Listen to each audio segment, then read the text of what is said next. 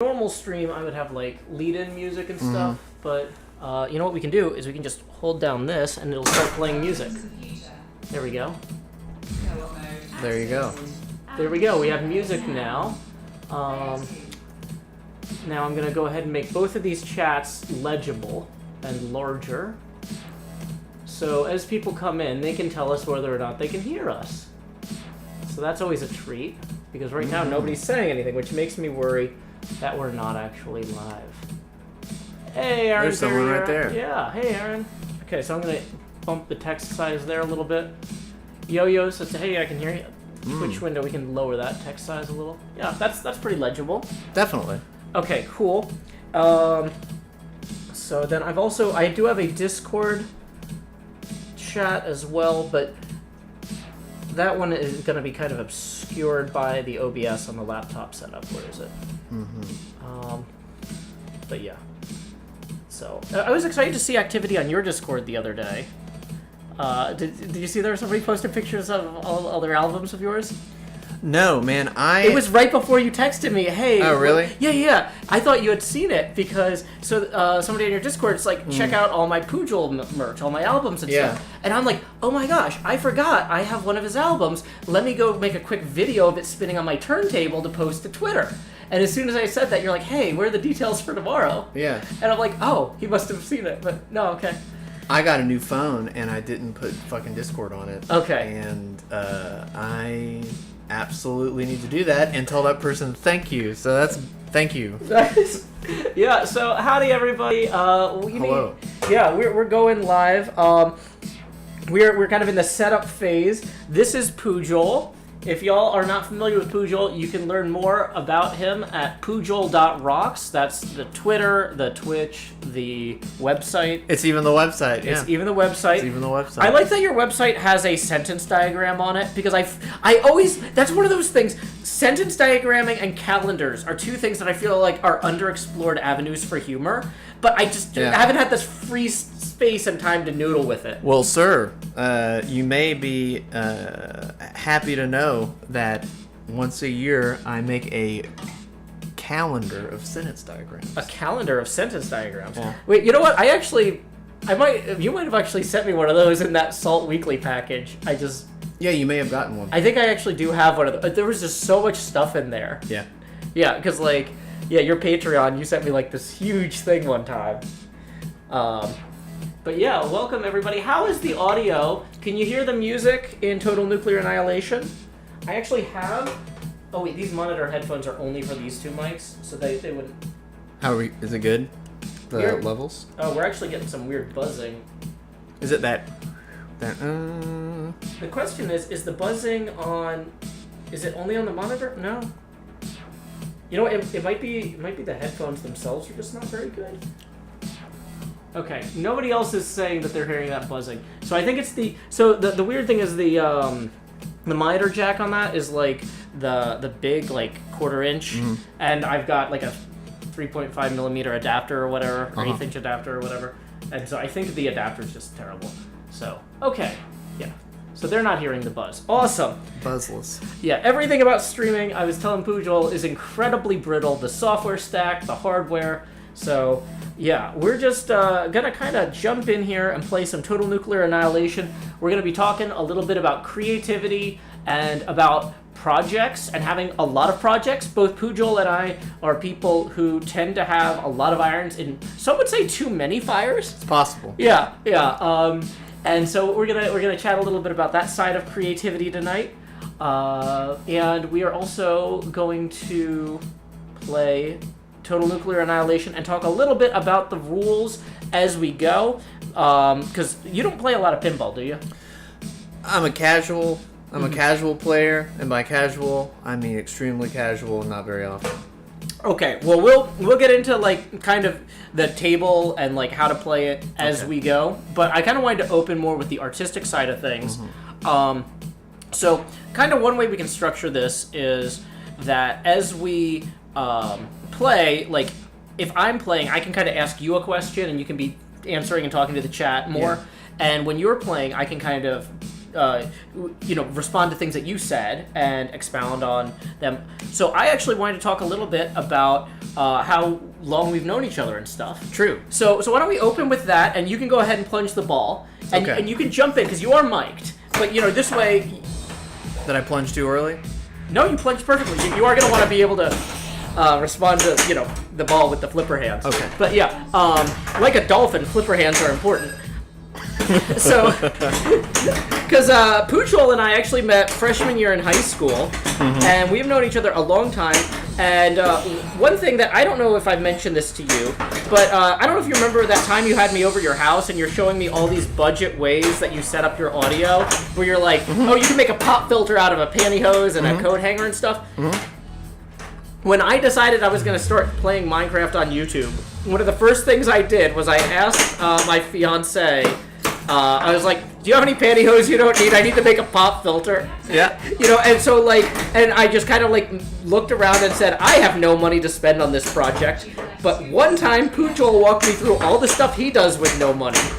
And I'm going to milk that for everything it's worth. And so you have been inadvertently influential in kicking off all of what I do.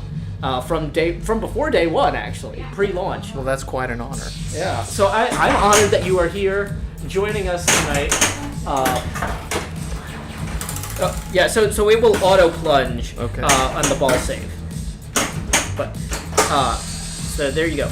So I remember one time you programmed a turn-based role-playing game on a TI-83 calculator.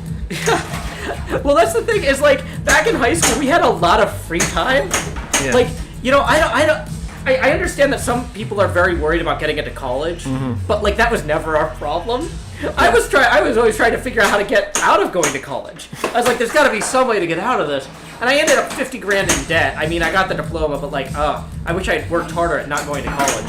But it's one of those things. We were always goofing off and doing weird projects. And I think that is a skill set that has definitely helped us, to this day. So right now, if I just once it's my ball, multi-ball. There you go. So for those of you who don't play a lot of pinball, what Pujol has done here is by locking two balls in that little chamber up there and then hitting the release. He now has the ability to get more points. You basically get a triple scoring multiplier while multi-ball is active. Yeah, if I start looking concerned suddenly, it's because we're in a multi-ball situation. Okay, so here, let's swap out. All right. Okay, so this is good because I actually wanted to ask you, I'm sure you have a lot of projects going on right now. Is there one that you want to open by talking about? Finishing an audiobook right now. Finishing an audio. What? Is it an audiobook you wrote, or are you recording something in the public domain? It's a audiobook that I wrote. Oh, okay, cool. Fiction, nonfiction?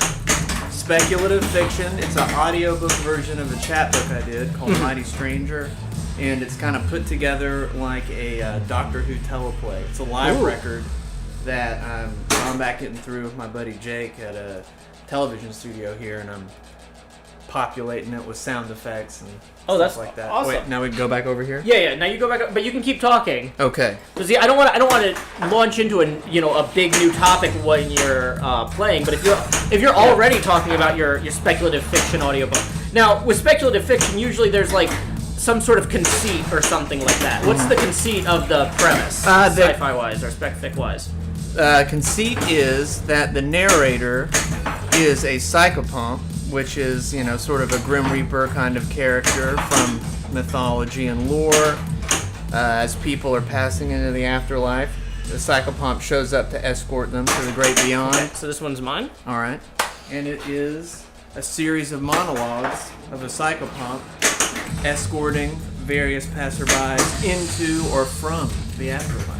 Now, are these folks that are going into or from the afterlife, are they based on real people like Dante's Inferno, where you're just oh, hey, here's a guy from, Freddie O'Connell, my city councilman or whatever. It'd be good to throw him under the bus in this writing or something. He didn't make the book. He didn't make the book, okay. He didn't make the book. Oh, wait, no, we're going back over here. Yeah. You actually had a really good ball one. Okay. Whoa, what's that? Oh, that's the knocker. So if you win a free game, the knocker goes off. There's supposed to be a setting to disable that. Okay. Because you don't normally want that in an apartment complex environment. Yeah. But for some reason it won't turn off on this machine. I could technically unplug it, but I would rather not. Because going in and messing with the hardware like that. I mean, I do know the owner, but, otherwise he wouldn't be renting it to me. Yeah. This is one of those things, unlike when you rent a car. Like, I don't know, Yeah. I've only rented a car once in my entire life. I never met the guy who owns the car rental company. Whoever owns that car just trusted me. And, it's weird. But, that is one thing that I like about the internet and entertainment, is it used to be like, hey, if you wanted to buy bread... Does this mean we switch? Yeah. So when it calculates the bonus, that means your turn's over. Okay, great. But like it used to be that when you went to buy bread, you knew the baker. Yeah. If you wanted to go buy stationery, you knew the person who ran the stationery store. Maybe you didn't know the person who made the paper, because that was done somewhere else. But you at least knew the shopkeeper, right? And there's this idea now, like, with Walmart, you don't know the people that work there. You don't know the people that made the stuff. You don't know anybody. You might even self-checkout and never talk to a person the whole time you're in there. Yeah, you just read their op-eds and so, like, I like the idea that the internet provides a way for people to actually know who their entertainers are. Yeah. If somebody buys your chat book or your audio book, there's a good chance that there's somebody who's actually seen you around town, because you do events. Like, one of the things I've always enjoyed is trying to get out to your either poetry or, I don't know if you consider that like a political thing, a satirical event, but like you do weird performance art in person around town. Oh yeah. Whereas I just do it online. Me and John, we got a fever for some wacky stuff. Yeah. Like, unfortunately with COVID, it hasn't really been possible for Yeah, there you go. You started the reactor. Nice. You might not know what you did, but you did good. I'm looking concerned. I think that means the game is going. Yeah, I like music performance is good. There is a liberating aspect to some of the spoken word stuff and some of the wackier stuff that I do with John, because it's a bit less of a ritual to it. And it's a good opportunity to be able to develop different kinds of relationships with an audience. Well, and like, and you're developing relationships not only with the audience, but with like other kind of people in the community infrastructure-wise. Like, you had that event, poetry reading at Anaconda Vintage. Yeah. So then That's the recording of the audiobook. Yeah, I was there, remember? Yeah. And so it's like, so you're meeting people in the community who are running their own businesses, doing their own thing, being their own bosses, and like, I feel like that's just really cool to kind of have this local interpersonal connection type thing. Like, and I don't know, it's something that I feel like we've lost, that we have an opportunity to reclaim. Now I don't really I don't have a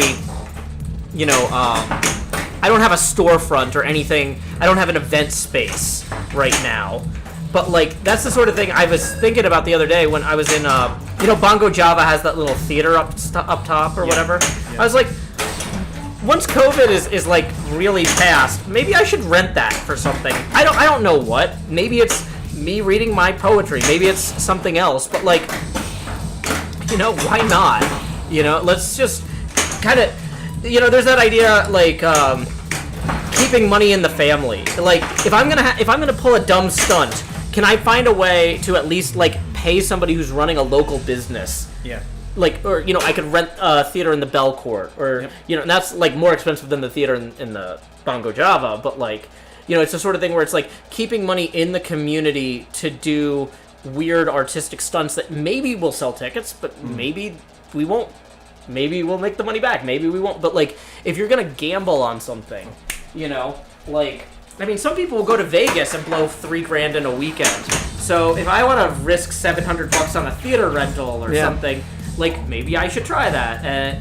But like when you're working with the people like Anaconda Vintage, like I'm guessing that was a situation where that was more like, were you actually paying to rent the space, or was that more of a interpersonal relationship thing?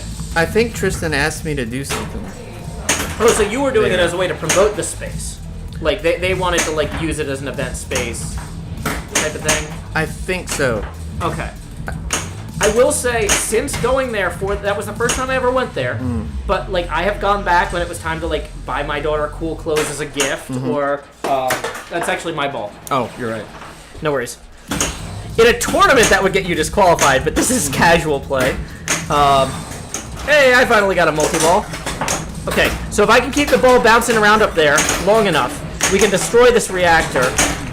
Oh no. Okay, we still got ball saved.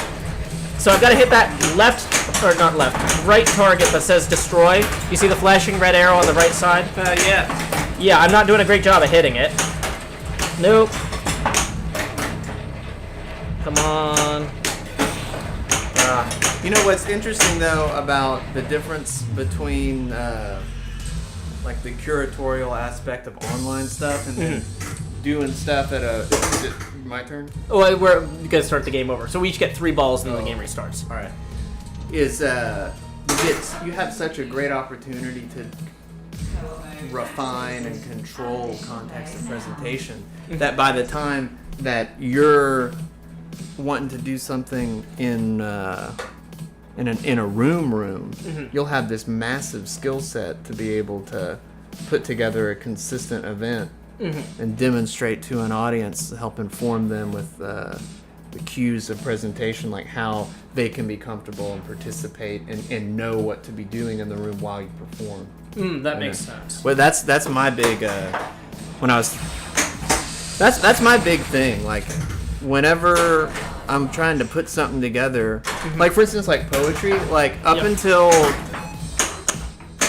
Chet was doing Poetry Sucks in like 2011 and stuff like that. It took years for audiences here, and it makes sense to know what to do with themselves and as an audience with some spoken word stuff going on, because it's a music town, Yeah. And it took a bit to be able to do that type of show over and over and over long enough to where people could go redo that dynamic on their own and be able to sensibly and realistically, with a precedent set, do their own poetry readings. And it made the whole thing proliferate.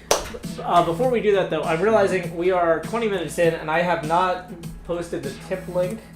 Tips you gotta do that. I mean, I don't technically gotta do that, but like, it's one of those things. Like, I used to be terrible about asking for money, but now that I'm a single parent, I'm like, I need all the help I can get, and I need to not be afraid to ask. And so, you know what? That's just gonna do it. Yeah, you gotta tip your ball tender.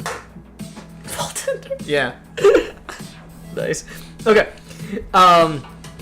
Yeah, because that's the thing is, like, in some ways, if I did, like, a poetry thing in town here, I wouldn't expect anybody to show up who didn't already know who I was.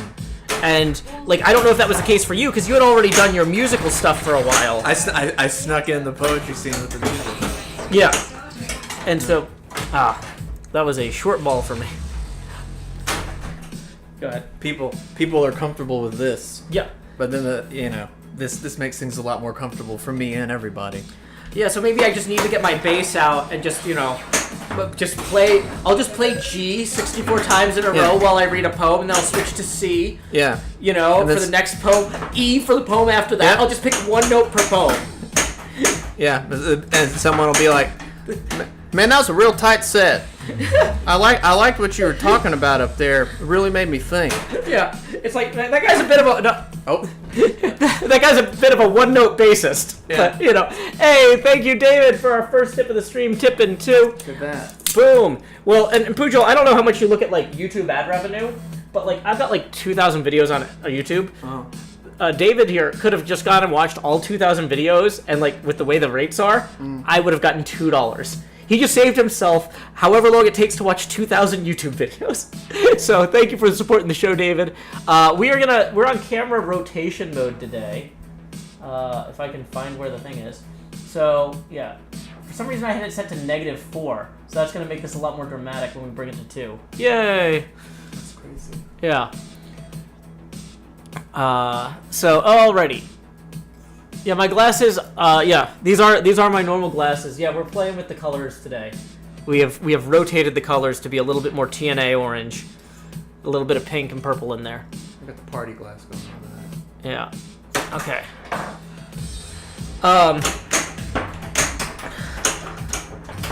But yeah, so let's talk about music for a little bit, because you kind of when you got to Nashville, you kind of started off doing mostly music stuff, right? Because like it's crazy, like DIY 2K, which I love and I still listen to. That was like over a decade now you wrote that, and it's like crazy how fast time flies. Plunge. Yeah. So when the yellow start reactor light is flashing, yeah, it just said shoot the scoop to start reactors. You can get it in there. The scoop is that one. This guy right there. Oh, that's the pop, right? No, that was not the knocker. That was the ball hitting the glass because of a weird angle. That happens sometimes. The glass is designed to be hit by the ball. Oh. You don't want to do it all the time, but if it happens, like because of a glitch with the ramp. Okay, so now it's to me. Okay, so let's see. People are saying. Yeah, let me make sure the Twitch chat hasn't frozen, because people are saying Twitch is like a hiding place for trolls. It had frozen. Howdy, Badger. Alrighty. So we are going to go ahead and hit this here. But yeah, how did like I know you were down in Murfreesboro for a while, and then you came up to Nashville. I don't actually know really how that went. Like, how did you get connected in the music scene up here? Well, I worked at Rocktown for a really long time. Oh, okay. So I saw MSI there, Mindless Self-Indulgence. I was probably working that show. I remember that show. That was a fantastic show. That guy has an incredible vocal range. He really does, and they were all really nice. I remember everybody who was waiting in line, though, was really mad, because they're like, what kind of MSI show can you not smoke at? Because, like, Rocketown was it was non-smoking and non-drinking, I think, right? Yep. And so people in line were just complaining like crazy about that.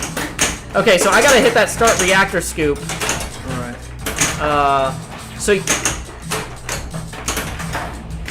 So what were you doing at Rocketown? Well, I started volunteering there because however I ended up here, I just ended up going to a bunch of metal shows and hardcore shows. And that's not really like my forte for music or whatever. No, it's not what you make, but it's definitely something that I know you always like Tool and stuff. And you had that Tool hoodie in high school you wore all the time. Yes, you have to have the Tool hoodie. Yeah. And if I could get another one, I would wear it all the time again. Undertow, everybody wants to ironically like Tool or say Tool's not good, but Undertow is a fantastic rock album. Duly noted.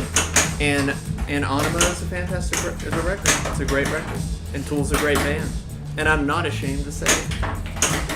But like, so here in like 2004, 2005 or whatever, it was mostly a lot of hardcore and like street punk kind of stuff or whatever. And it just so happened that I just ended up hanging out with people that were really into metal and really into hardcore. And socially... Yeah. All right, let me start the next game. Oh. Yeah, no worries. Yeah, it says game over, you failed. Okay. Unless you actually managed to destroy all 9 reactors, which is incredibly, ludicrously difficult. So, what we're actually going to do at this point, because we've been playing for a few rounds, is we're going to switch it, so you're going to be odds and I'll be evens. Okay. So, this will give us twice as many balls, which will give us a chance to actually get deeper into the album and hopefully destroy some actual reactors. Okay. Because we've only actually got that red thing up there spinning once. Okay. And we want the red thing. We want the red thing spinning because that means that a reactor's ready to be destroyed. I am definitely not on my game tonight, but I feel like once I warm up, like honestly, I'm just like a few days behind on sleep. I was up late editing and doing freelance work, so it's like, I understand. Yeah. It's just like, you know. But that's kind of one of those things. I would love to see Tool at Bonnaroo. Oh, that's cool. I think I've seen them twice, and either once or twice, and both were really good. If I saw them twice. Nice. I'm gonna let you start this. I gotta actually get a new drink. Are you good on water? You want me to refill it? Would you please refill it? I will. Thank you so much, Joe. You're most welcome.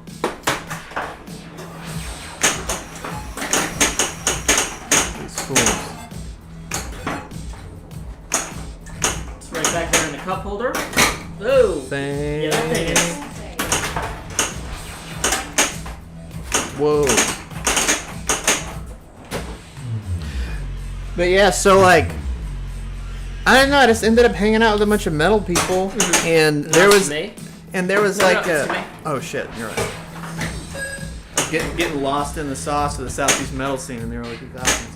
Yeah. Well, so there's like a whole thing of it, right? So you could just be driving to Alabama and driving to Georgia and just like driving around wherever and just be people hanging out in a Waffle House and going to shows, you know? Yeah. And somehow through that there was a crossover with like Christian hardcore and Christian music industry. Mm-hmm. And I ended up volunteering at Rocketown. And then they started paying me to put up flyers on a telephone pole. What was the volunteer role? Because Rocketown also has like a youth kind of thing. Was it Coat check. Oh, you were coat check. Okay. Coat check and janitorial stuff. Mm-hmm. And I did that for a year or so. And then Is Rocketown technically a non-profit venue? it is a nonprofit. Because of their community outreach and youth program. So that because like most venues couldn't just have somebody volunteering to be a janitor because that would be wage theft or something. But yeah, for a non-profit. So now it's to me because you can always see which score is flashing. Mm-hmm. So if it's an even one, that's me. Wait, say it again. Even, it's you. Yeah. So you're playing odds. You're player 1 and player 3. Gotcha. I'm player 2 and player 4.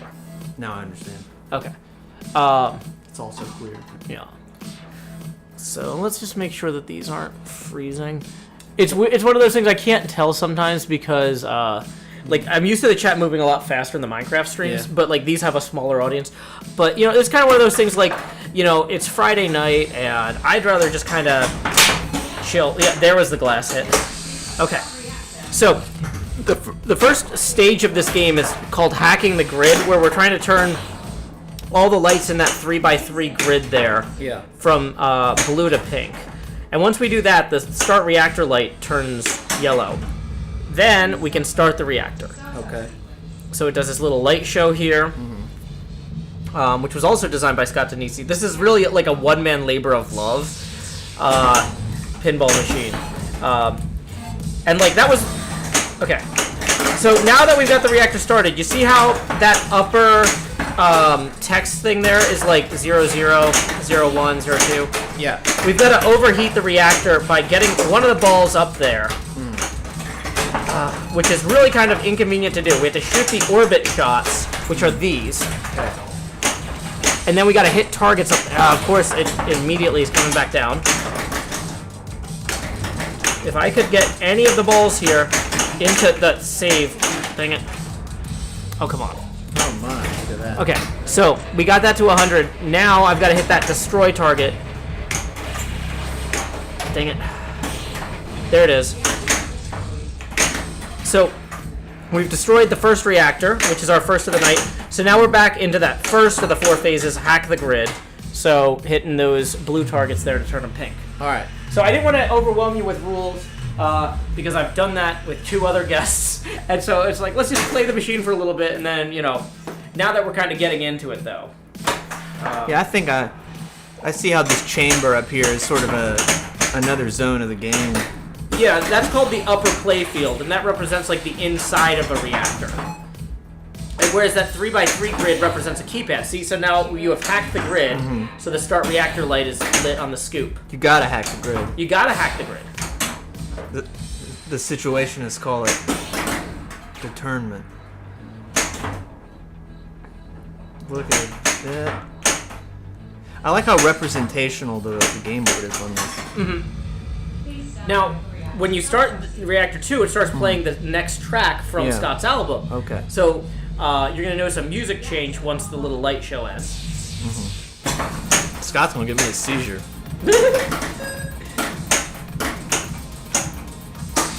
Nice. What does that represent? The ball lock? I don't know what it represents, like, structurally. It's some sort of vault or whatever in the animations, but some of this stuff is more abstract and, like, you know what? I'll ask Scott next week and you can watch the stream and find out. Oh, because he's actually going to be our guest next week.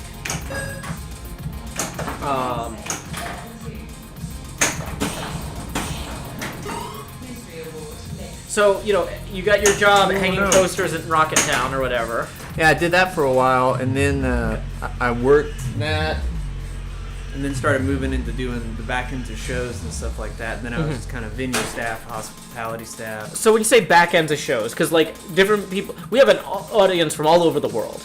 Back ends of shows. Basically, anytime you see a show, what makes the show happen. So everything that's not the performance on the stage, from when the performers get there, you're meeting them, you're helping them load in, you're getting them comfortable, you're helping them move their gear in, you're hanging around to make sure that their merchandise is getting set up, their equipment is getting set up, you're getting things for people as they need it, maybe you're delivering food to them. You are standing stage side to make sure that the set times and the changeovers are timely, keep the show moving, and yada yada yada, and then you clean up afterwards. So this is already like 25 different jobs done by one person. Yes, it prepared me for our 20s. Which is how all of everything else we do. Yeah. They're like, you got Wi-Fi? All right. Yeah. Don't die. Real quick, thank you very much to Beverly for tipping 15. That is the next ball is mine, but let me take care of this first. So let's see. That's gonna get us to 17 U.S. degrees angular here. Where is it? 17. The scrolling on this is way different from the desktop. There we go. That doesn't look like it's rotating. No, we're rotating the special guest thing. Whoops, so hold on, y'all. Sorry about that. I was rotating the wrong camera. This one is the one we want. My apologies. Okay. So, yeah. There we go. Now we're properly rotated. Okay, so let me hop back in here. Alright. Okay. But at some point, though, like, you got a band together. How do you jump from helping people load in their gear and making sure their merch tables are set up to, like, I've got a band now? Well, it's because the venue, when there wasn't shows there, they let us practice in it. And so was it people that you had met through working at Rocket Town, or people you knew from college, or just, like, met in the scene in general? Or It was kind of a split right down the middle. So what I was saying that it was mostly, like, kind of like street punk or like against me-ish, rancid-ish, floaty around punk stuff. I met some people from that, and then people that were coming in because of the metal. And then we were able to get together and then practice at the venue in the dance studio there. And that was the band, the Meemaw band, that we did that for a while before everybody went and they did their own projects. Gotcha.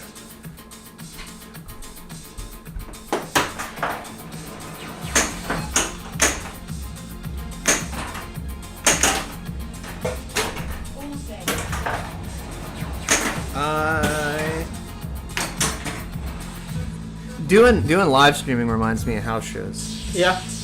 Well, we are kind of colloquially in my house. Yeah. Yeah. We're performing in your house right now. Yeah. This is.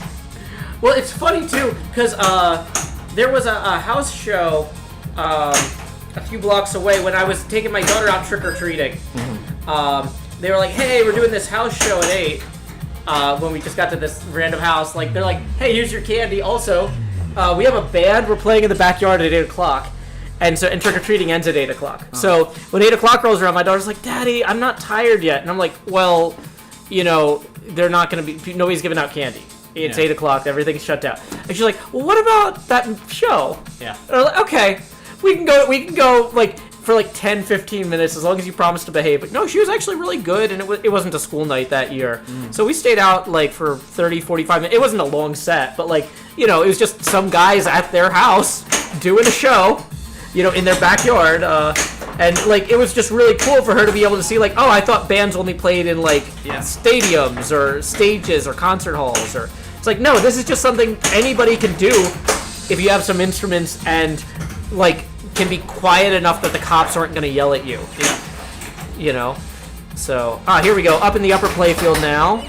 The necessity of not being too loud with like the house show performance and stuff. Yeah.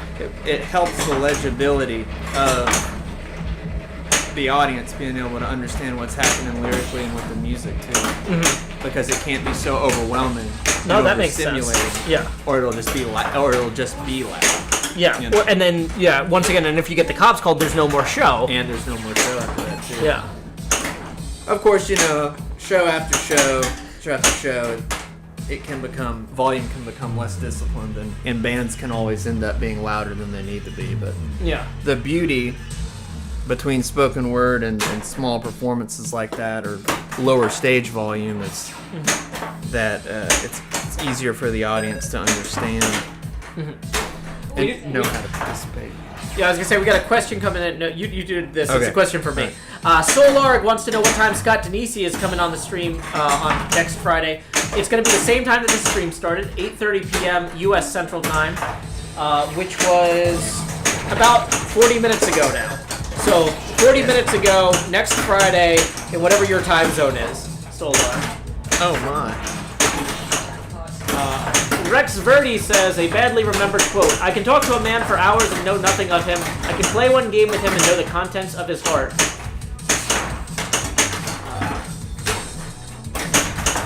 Kidaru0 says, I get such a good feeling from local shows, not to sound too pretentious, but I love seeing artists just doing it themselves without having to count on a label. Well, that's something I wanted to talk to you about when we're not in multi-ball. Yeah. Because, I'll be like... Yeah, now it's not a good time. Yeah.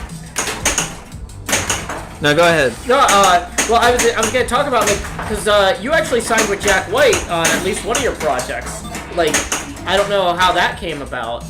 Man, I literally, is because of songwriting.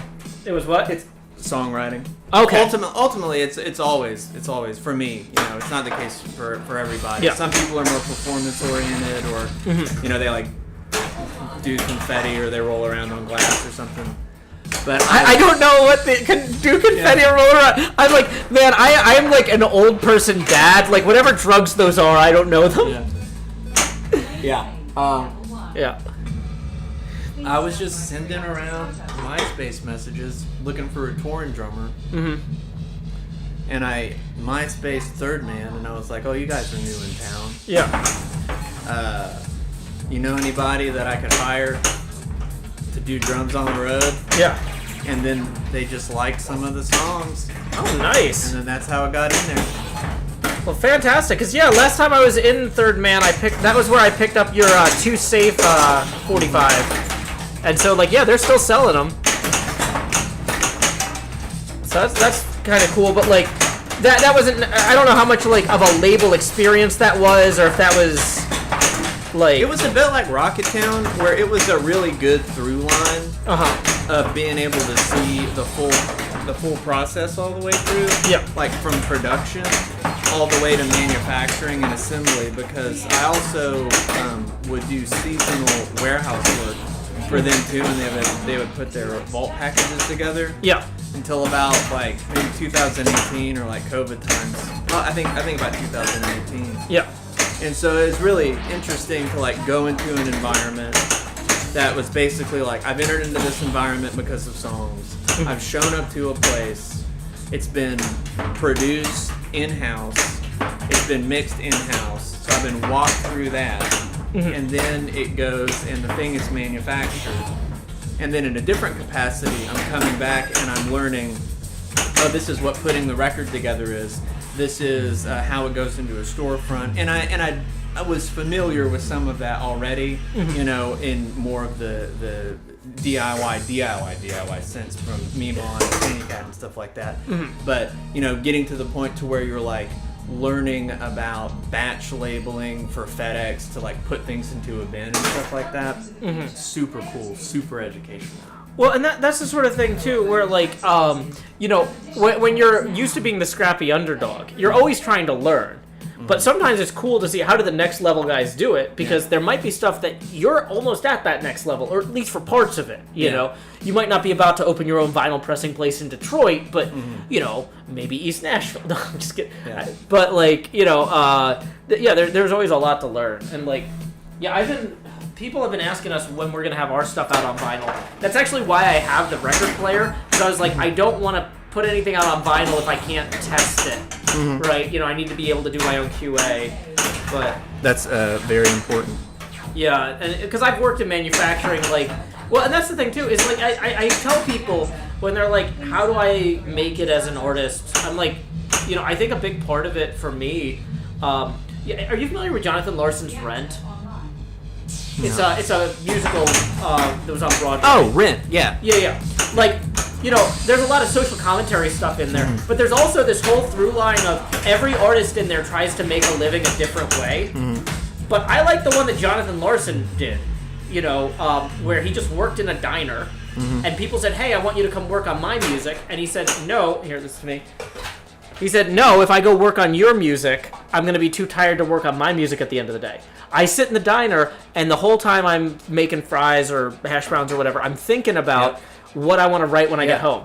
And oh, God, yeah, man, that's what with college and the stuff, some people will be like, why do you want to go pack boxes? Or, like, why do you want to go do that or whatever? It's free writing time. Exactly. Well, and it's, you know, I ran into you when Minecon was in Nashville. I was going into the hotel where a bunch of... And I was delivering pizza. You were delivering pizza! Yeah. And I was so excited to see you! And there were all these people who I was also very excited to see because they had, like, flown here from England. Yep. Like, and these are, like, my friends that I collaborate with and stuff like that. But, like, there was a few people... not my Hermitcraft friends, like, luckily, because they're not quite this judgmental. But a few people that I knew through the broader Minecraft community were like trying to wave at me, like, "No, Joe, we're over here." And I had to like be like, "No, I'm talking to this guy on purpose." And when I went over there later, they're like, "No. Who did you think that guy was? That was the pizza guy." Yeah. I'm like, "No, that's my friend." No, you're like, no, it's the pizza guy. But they were like, but they saw me talking to you and being super excited, like I was talking to anybody else who had like flown in from out of state for this event. Yeah. And they're just like, does Joe think that pizza guy is like some random YouTuber or what? And it's like, no, that's Pujol. Yeah. Like, he's awesome. But like, you know, and that's the thing is like, you know, I worked in manufacturing, I made websites, I did all sorts of stuff that wasn't going to directly overlap with what I do creatively. And, you know, it's frustrating now that I'm trying to go like all out creatively to still have some side jobs doing, you know, that like because of like old freelance contracts that I'm waiting to age out, you know, that sort of thing. But like, is your laptop gonna die? Oh yeah, you know what? Why is that happening? Hold on, the power cable was plugged into something and then we unplugged it for what reason? Why is that not plugged into anything? Well, the deal is Ghostbusters said it best: you never cross the streams. Oh, you know what it is? It's because I tried to plug in the phone over here and I had unplugged the laptop to do it. Thank you for calling my attention to that. You are very welcome. Okay, let me just make sure we haven't missed any more tips. Hey, looks like we got another one rolling in. Oh, well, sorry, Shira, I just saw this now. This came in 15 minutes ago, or no, 20 minutes ago, but the alert didn't pop up. I haven't had time to watch your episode yet because of finals, but the shulker napping stream yesterday was the best antidote to stress I've got going on because finals. On the brighter side, these are the last finals I'm going to take. Definitely not the last Joe Hill stream I get to watch. Thanks! Well, you're most welcome, Shira, and thank you so much for supporting the arts and my bizarre show in general. That is going to get us another 10 degrees rotation on the camera here. Let me make sure we've got the proper camera this time, like an adult. Mature professional. Here we go. 27 degrees angular. So thank you very much, Shira, for that. Tips are welcome via paypal.me/showhills and YouTube Super Chat. But yeah, I was... it's just kind of one of those weird things where people assume, like, oh... like, why would the pizza guy be worth talking to? And it's like, but that's the thing though. Is like, why would the guy who makes websites be worth talking to either? Yeah. Like, you know, like people just assume that like other people aren't interesting, and I think that's one of the most fundamental flaws about how our society is structured these days. Mm-hmm. Is it's like everyone assumes that you're your job. Yeah. And like when you're going out. Oh man, when you're meeting new people, when you're going to conventions and like all sorts of stuff like that, like just don't like judge people by that stuff, right? Yeah. I'm not talking to you, but like I'm saying, like especially like to the younger people here, like, Yeah. and also like don't worry too much about people judging you on that stuff because yes, some people will, but not everybody. But people get sucked into that shit and they get stuck, right? Because here's the deal: is I hate putting all my eggs in one basket. Mm-hmm. Right? Exactly. I hate putting all my eggs in one basket. I love my artwork, and nothing makes me more nervous if it's the only thing that I'm able to take care of myself off of. Mm-hmm. I always want to have another. If it's pizza, if it's copywriting, if it's working in the warehouse, if it's working in a venue, I just and never the twain shall meet. Well, and that's one of the nice things. Like, as much as I'm annoyed that I'm still stuck doing some of this freelance web development work, in the back of my head, like when people are like, "Hey, "Oh wait, Joe, is it your turn?" Oh yeah, we are in evens. When somebody's like, "Hey, why don't you do these like garbage VPN ads? You could get a few grand from that." Yeah. I'm like, I would rather not. Yep. You know, and it's like, well, what if you made a few grand less and you had to? It's like, if I made a few grand less off of my art, I would take some of that time and go back to making more websites. Yeah. There's more demand for my time making websites than I want to provide. I know that the demand exists. I can go back and do that. Yeah. I don't have to ruin my art by doing a VPN ad in the middle of it.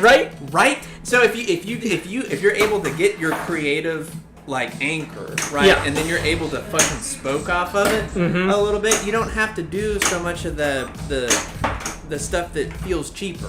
Exactly. Because you can just go do boring grown-up work that looks a little bit glamorous. Maybe it confuses some people that are interested in the alleged prestige of being a creative. Yeah. But it's like you don't have to be up there, doing some kind of goon shit that makes you feel bad. Well, and this is the sort of thing too where it's like I feel like good art should be bold. It should be confident. And you know what? Confidence comes to some degree from security. Mm-hmm. And having fallback skills, so you can walk away from a bad offer. Yeah. Like, I haven't signed the Twitch partner contract or affiliate contract because it's nonsense. It's a bad contract that people get suckered into all the time. Yep.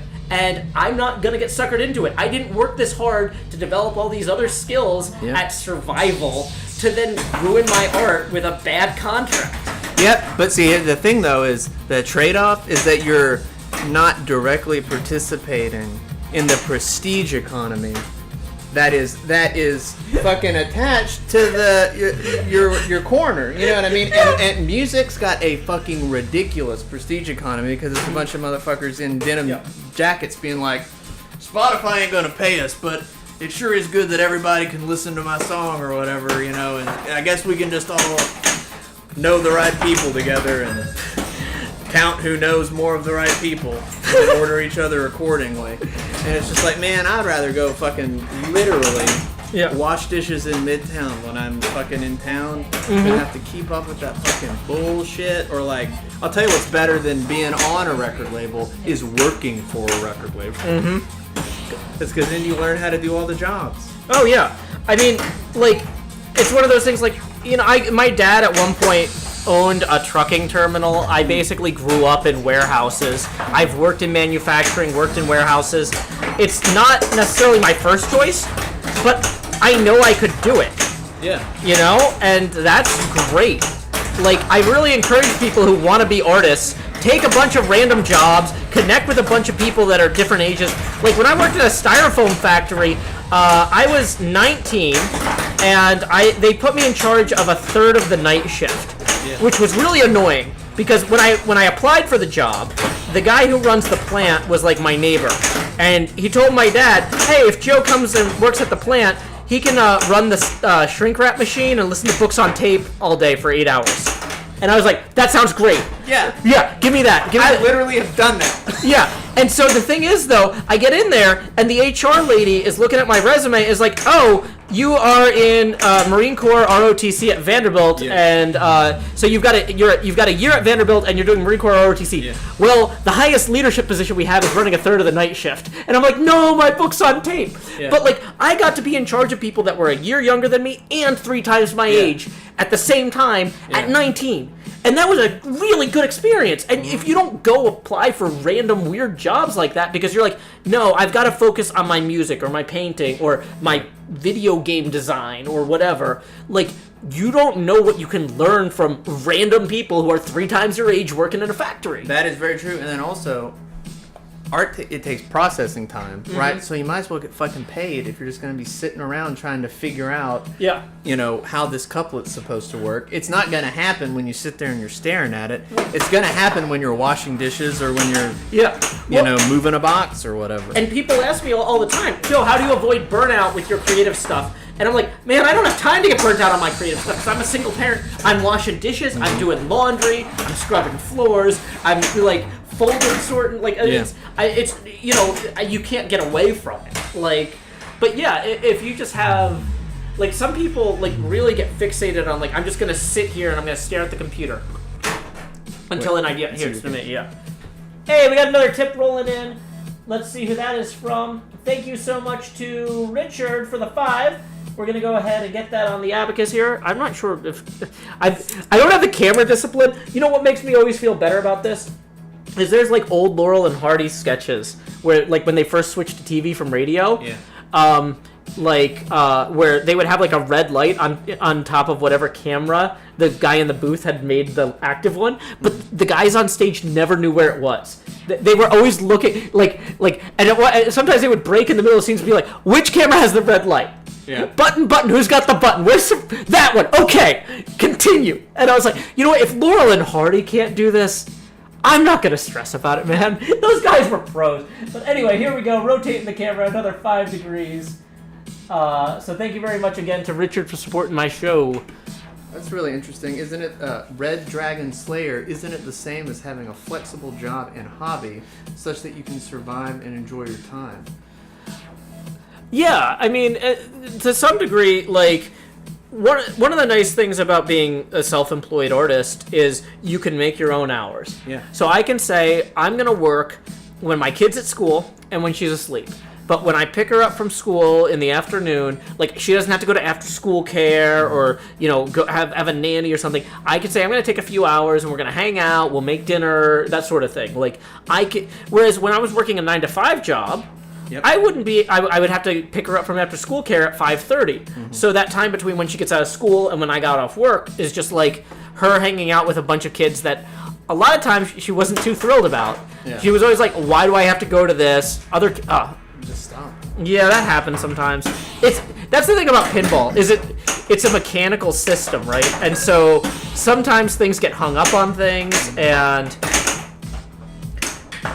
it's this is a great hobby for somebody who sits in front of a computer all day, I'll say. Because even though, there's a screen on the backboard there, it's all very mechanical, you're changing your focal distance on your eyes and stuff. Man, I am not having a lot of good balls today, but that's okay. We're not here to set high score records on pinball. But yeah. Yeah, I like being able to make my own hours. Mm-hmm. It's important. For relationships too, Oh yeah. It's interesting how doing a bunch of different things actually sort of ends up giving you more flexibility in terms of your time to throw it back into relationships. Yeah. Which, is a pretty good way to write. Oh yeah. Well, and like, one thing that I always ran into was my employers, I could just never get a lot of vacation days. Mm-hmm. They just didn't have good vacation policies. And so it's like, well, I end up spending most of my vacation time around Christmas, and I get a few long weekends otherwise. Yeah. And so for those few long weekends, I try to go to conventions and meet up with people. Mm-hmm. But, like, I haven't really been able to, like, say, like, I'm going to go to Hawaii for a week. Yeah. And like, I know that that's a luxury, but, like, it seems like that was the sort of thing that my dad could afford. Not that we went to Hawaii, but we could take a week and just get in the car and go somewhere. Mm-hmm. And, like, I can't do that. Or at least I couldn't when I had my day job. Yeah. I could just take my kids somewhere for a week. Mm-hmm. And now I'm at the point where, like, I'm kind of waiting for COVID to wind down before we start doing too much travel like that. Because, like, right now, you book something and then you find out, new variant. Like, it's hard. Like, we actually both took what do you call home tests before this, and I've got ventilation and a bunch of other stuff going on in here. That makes my fucking skin crawl. Yeah. Like, I am not wrangling a bunch of people and scheduling any events just to have. Just imagine the fucking brutal time suck of having to book a bunch of complicated events and then it'd be like, well, it's got to get postponed. You're going to have to reschedule 15 people and rehearse them all again. Well, and that's one of the things I wanted to get into. Like, right before COVID hit, one of my goals was to start, like, doing stuff like renting the Bell Court and bringing some of my Hermitcraft friends in. And, like, so, for example, like, we had this idea, like, okay, let's say we have a big Halloween episode, or we each have a Halloween episode we're going to launch. We do, like, a launch party where we show 3 of our 15-minute episodes, which is, like, 45 minutes of stuff on the screen. And then we say, okay, parents and kids, come on up, and we're going to sign stuff. Yeah. And like, we have a little panel, we just kind of say, because, like, we did a signing in, where the turnip truck on Charlotte is? There's a little park next to there with a library. Yes. Yeah. We did a signing in that pavilion the same weekend I ran into you for Minecon. And like I said, some of these people I make videos with, they had flown in from England for this. And we just posted on Twitter, like, hey, we're going to be at this park. I rented the pavilion. Like, I went into the Park and Rec office and spent $36 or whatever to rent it. And, I was like, we might have a lot of people. So I reached out to some of my brother's friends who were, like, college age or whatever, and was like, hey, do you guys want to come wear neon vests for $15 an hour, hand out water bottles, and make sure people stay in line? I don't know what to expect. Yeah. I also went to the athletics store, and I went to buy cones. And they did not have a price tag on the cones. So I just bought what I thought was an appropriate amount of cones. It ended up being like $100 worth of cones. I did not know that cones cost that much. So anyway, I'm like, okay, between the pavilion, I bought a bunch of water bottles and like big like tubs and ice to put them in. I had I had 5 people invest like for crowd control. I had no idea like if anyone was going to show up for this. I got $20 worth of Sharpies from Costco as well because of course. We ended up having over 300 people. Yeah. And some random viewer of my channel who didn't even make it to the event was just like, hey, Joe, here's a few $100 for putting that event together. I'm sure you spent money on it. And it's like, so I ended up like barely doing better than breaking even. But like, I was expecting like, I'm just going to dump this money in because it's good for the community, you know? Like, people want to come out and see us and But like, after I saw that, it's like, it was also 96 degrees. Yeah. It was super hot. If we could get 300 people to stand in 96-degree weather for us to sign things in a park pavilion, like, maybe renting the Bell Court isn't an insane idea. But then COVID hits, and I'm like, I'm putting all that on pause. Yeah. Time out on that, But you got a really good test run of large event planning. Yeah. Outside event planning. And well, inside event planning, you wouldn't even have to provide so much of the individual staff, too. Mm-hmm. Or organize parking. Oh, well, so we didn't organize parking. It was just at a public park. Oh, wait, it's your turn. Yes, me. Yes, thank you. But yeah, it was definitely, like, I knew that people cared about us, and, like, because, like, you look at the numbers on the videos, and you're like, that's a lot of people, but you don't really understand it until they're all in line, and it's just like, wow.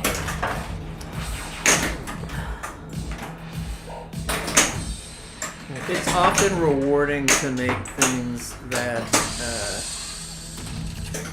are open and good-hearted and able to be participated with. They tend to be generative and create things that you can't really predict, and that's always really exciting. Because you don't really know where it's gonna take you. Yeah. Well, and that's the thing though, is like almost everything I do doesn't directly generate revenue. Yeah. It like people tip on my stream for a lot of reasons, but I don't necessarily know which one it is. Yeah. Because like at one point my dad was like, "Hey, I'm thinking about dumping a bunch of money into stocks." Yeah. Right. But like, I wanted to ask before I do, is there anything that you could do with a few $1,000s where I could get a cut of the returns? And I was just like, Dad, everything I do loses money, but I make a living doing it. Yeah. And there's like, you know, he's like, well, what if you pay your brother to write some songs? It's like, okay, well, I pay him several $100s, or well, I write the lyrics and he does the arrangement and the performance, right?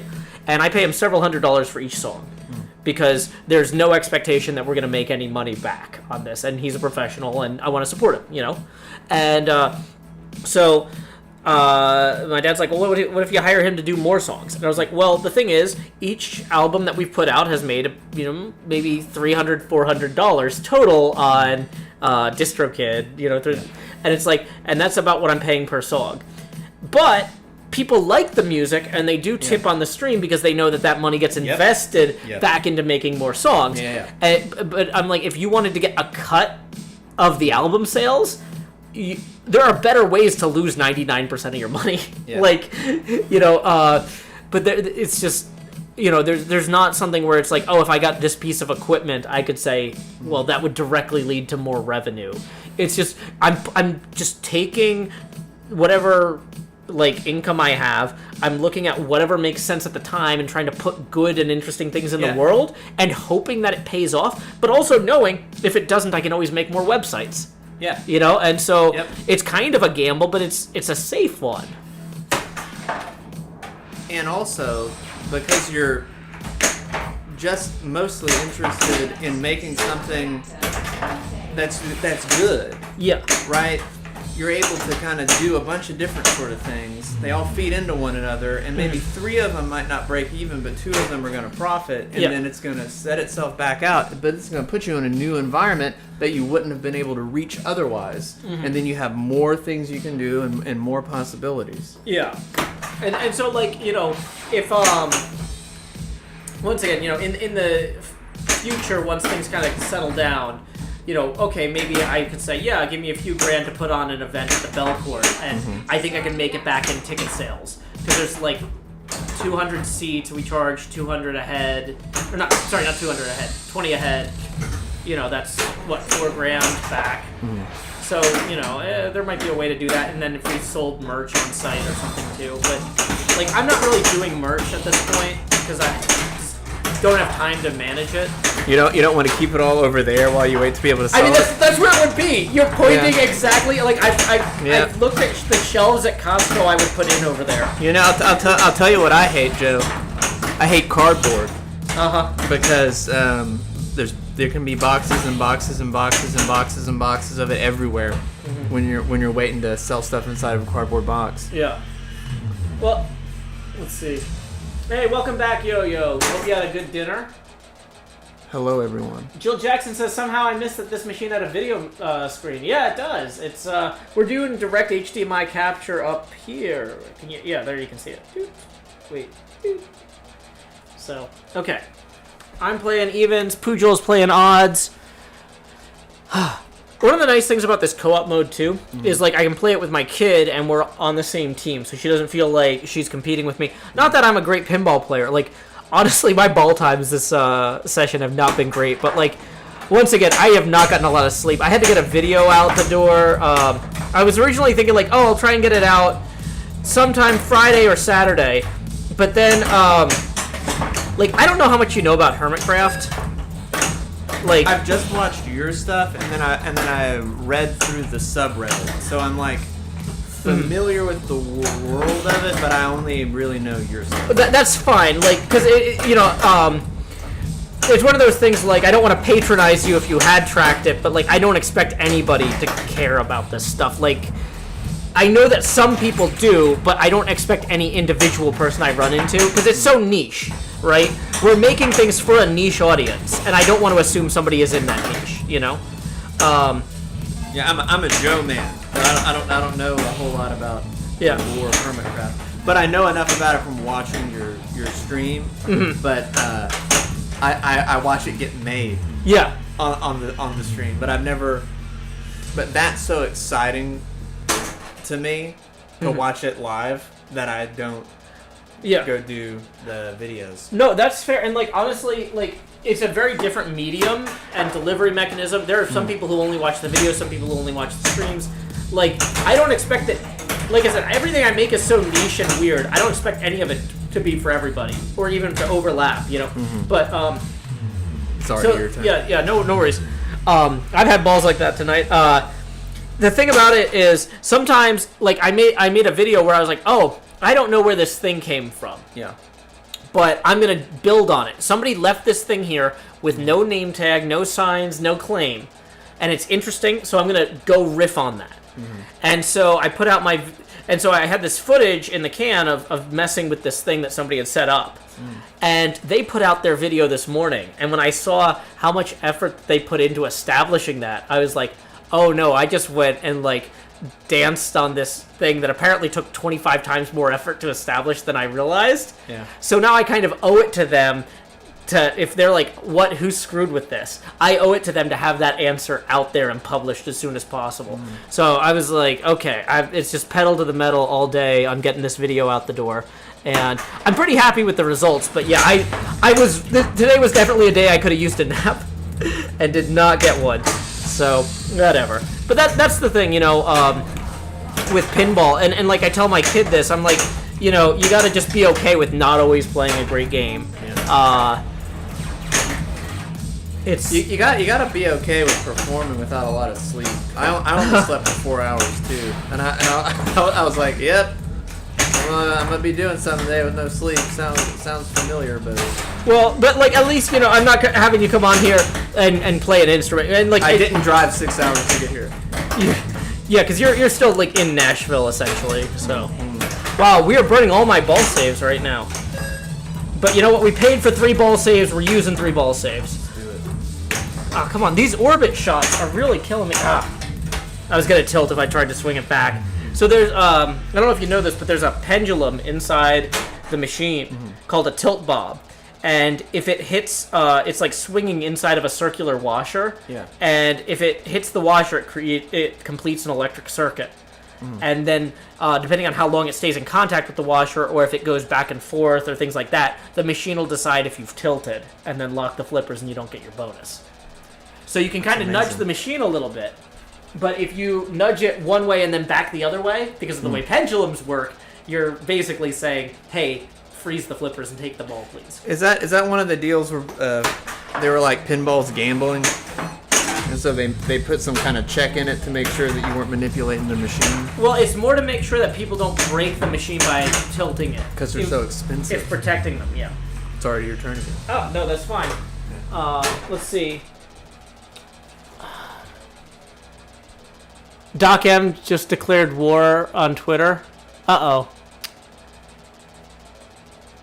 Yeah, well... Is that Hermitcraft? Yeah, that's the thing that I messed with, apparently. Oh, okay. So, let's pull up Twitter real quick, because this is a super professional stream. Twitter.com/DocM77. I don't actually know his Twitter. Jimi Hendrix once said, hey Joe, where are you going to run to now? Where are you going to run to? Hey Joe, I said, where are you going to run to now? Where are you going to go? The rule is if you prank, you leave a sign. I did leave a sign. Did he not,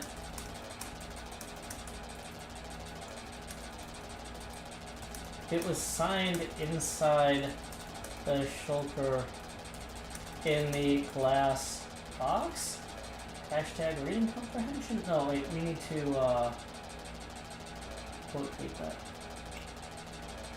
Hashtag reading comprehension. There we go.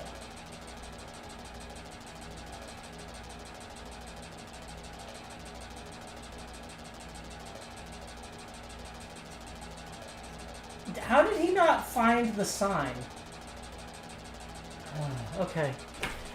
Yeah, okay. If he wants to be mad at me for not signing a prank that I signed, that's, you know, he woke up at 4:30 in the morning because he was worried about his thing he built. Or did. But you know what? He's in Germany, so it's... Is that 8-hour difference? Yeah. I think so. Might be 7 this time of year. Because there's some weird stuff with, like, when summertime starts in each time zone. These orbit shots I'm just not making tonight. Like trying to hit. So this is called the orbit up here. Yeah.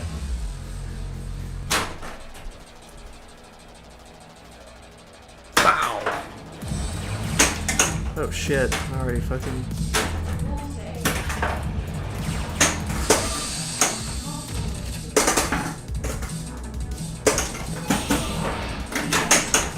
What if someone took the side? Yeah, I don't know, man.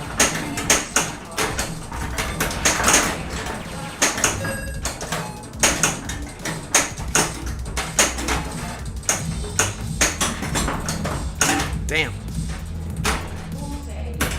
Oh.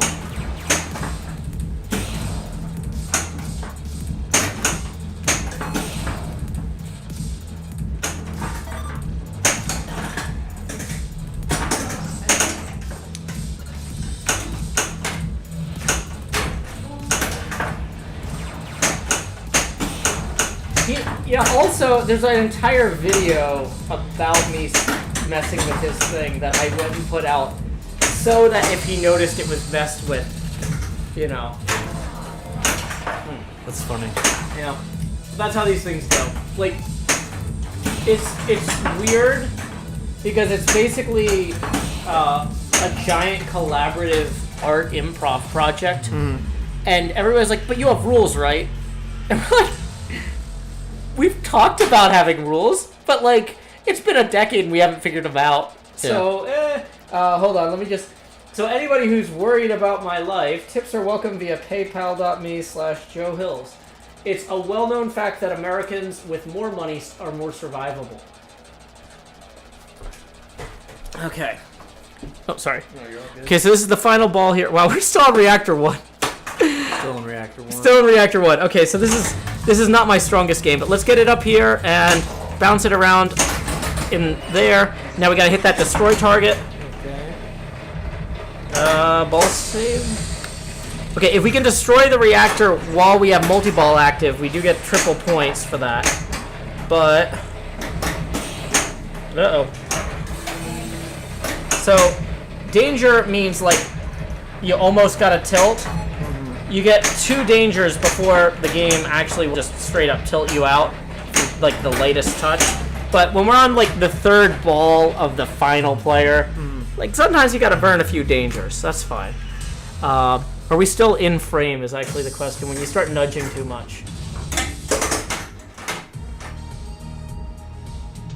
Yeah, we're in frame. Cool. Ta-da! I think I shifted it back. Wait, they're telling you to check Twitter again. I just checked Twitter. Okay. But yeah, I can check Twitter while I gotta hold this button down for a few seconds for co-op mode anyway. Additional players now. Mentions. Player 3, player 4. I'm gonna grab some more water. Yeah.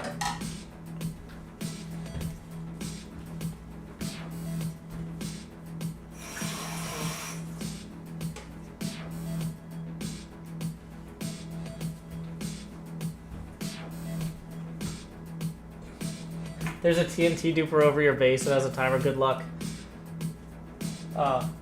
That's fine. I'm streaming pinball with Pujol. Rocks. Check us out at https://twitch.tv/Joe Hills. Learn more about total nuclear annihilation. Cool. Okay, so your odds still. All right. I mean, yeah. So apparently I'm starting a Twitter war when I'm not even on Twitter. I mean, I'm on Twitter now, but yeah. I mean, he's just gonna blow up where his thing is. Okay, somebody says check PayPal. That's a good thing to check. Hey, we got another 10 rolling in. There you from go. Thomas. Thank you very much, Thomas. Let's get that on the abacus here. Boom. And hold on, that's gonna be to me once I get done with this rotation. Bringing that around. Oh, we gotta make sure we get the right source. Bringing that around to 41, 42. Yeah, there we go, 42. Alrighty. So thank you very much, Thomas, for supporting the show. Okay, so let's see. So in terms of, at this point, in order to hack the grid, we got to hit this far right nuclear warning target twice. And, uh-oh, that's not a good way to do that. Well, we got lock ball toward multi-ball. That's always helpful. So is that. It's safer to hack the grid when you have multi-ball going because it restarts the ball save timer. You see the ball save timer down there? That little counter. Of course, we got 2 balls up there when we don't need them yet because we haven't yet hacked the grid. Dang it. Problem is making individual shots in multi-ball, there it is, can be more challenging because you have so much chaos from the additional balls going around. Okay, so now we got the start reactor lit, having hacked the grid. Okay. Please stand by for reactor startup sequence. So if I can do that 1 out of 32 times, it looks cool 1 out of 32 times. Reactor online. So now we got the Reactor 1 song playing. Ah, dang it. Did not realize that. So these drop targets here, after you trigger multi-ball, they'll pop back up and you have to kind of unlock them again. Okay. I didn't realize that was going to pop right back down at me. So, Pujol is back on number 3. Roselia Moon tips 5. He says, I don't understand pinball, but it looks like y'all are having fun. Thank you. Yeah, I'm having fun. Hopefully. So, It's a carnival of lights. well, you do all sorts of weird and random shows, and you know, so I figured like this is probably like normal compared to a lot of the things you've done. Yeah, this is This is relatively chill. at least this stays still. Yeah. It's not like a dark Dang it. room with blue light where you're trying to do a chord change or whatever.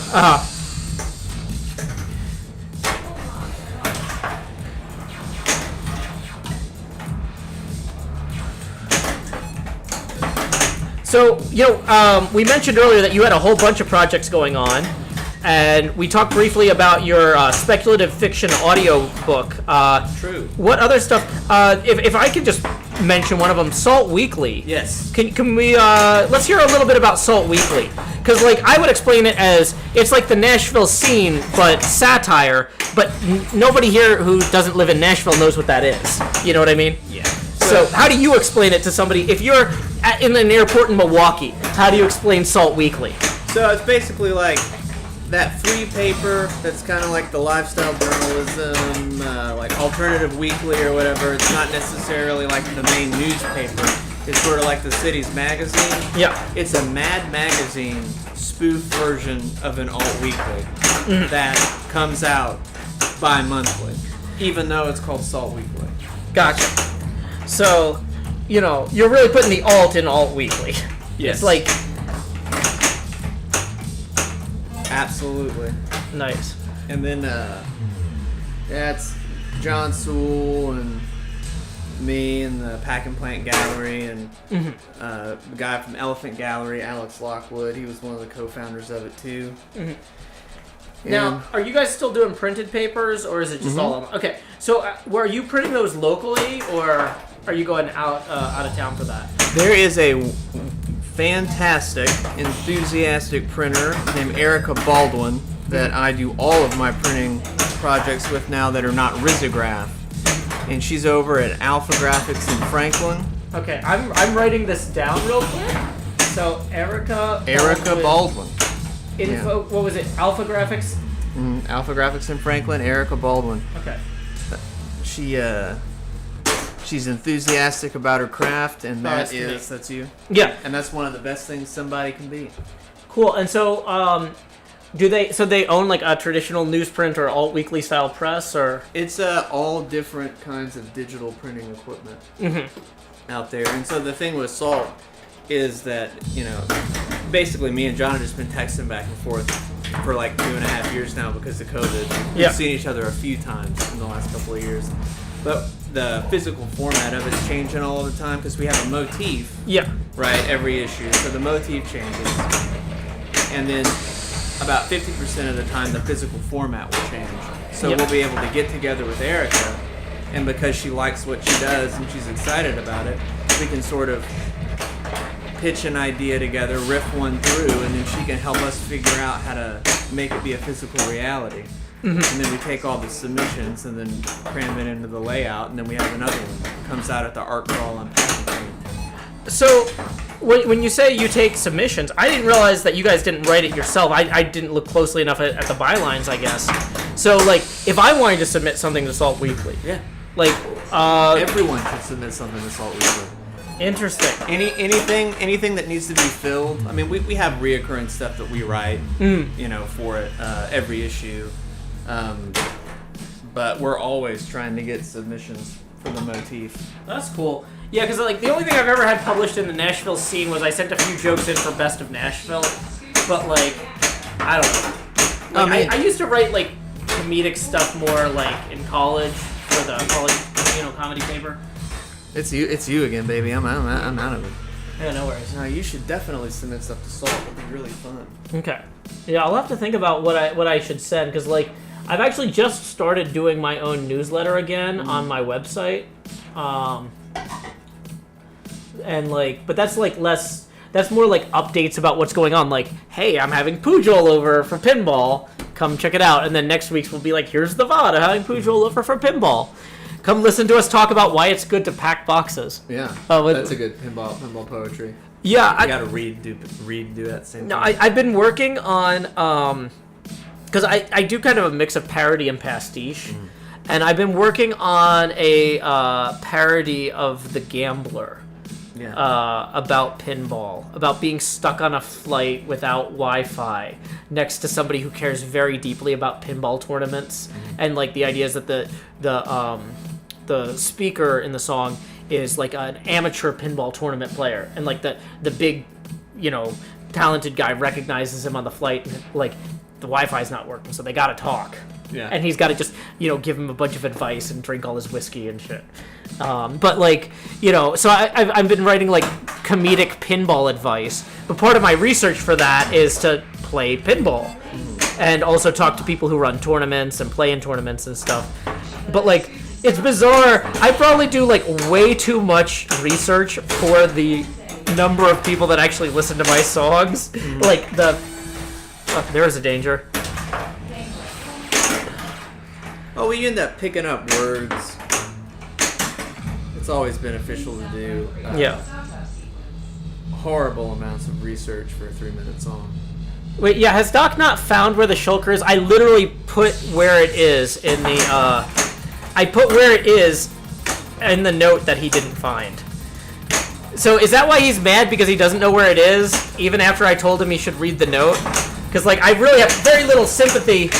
Like, I know English is not his first language, but he has a PhD, and in a field that requires English competency, he can read my note that says where his thing is. I did not conceal it very well. And it's in my video, which has been seen on YouTube. Like, literally anybody on Twitter could send him a screenshot of my video and go, yeah, Jill Jackson says, and that's why you always leave a note. Yeah, it's right there. Like... Oh. But yeah, this issue of Salt, the theme's devil stuff. Devil stuff? Yeah, Cinco de Mayo is the deadline. Cinco de Mayo. Any kind of new panic, satanic panic, any kind of possible panic and anything to do with the Prince of Darkness or what one would think is devilish. Deviled eggs. Okay. Yeah, I'll I don't really have a lot of devilly stuff. What's your theme? And honestly, I'm gonna say May 5th is kind of soon. Do you know what your theme is gonna be for 2 months after that yet, or when do you figure that out? It will be announced after the other one comes out. Gotcha. It's heavy riffage. Okay. Well, yeah. I mean, I don't want to leak. Information. Doc is sending me... Is this the Twitter man? Yeah. Oh, these are his... Don't read these out loud. These are direct messages, so this is not for public consumption. I know secrets.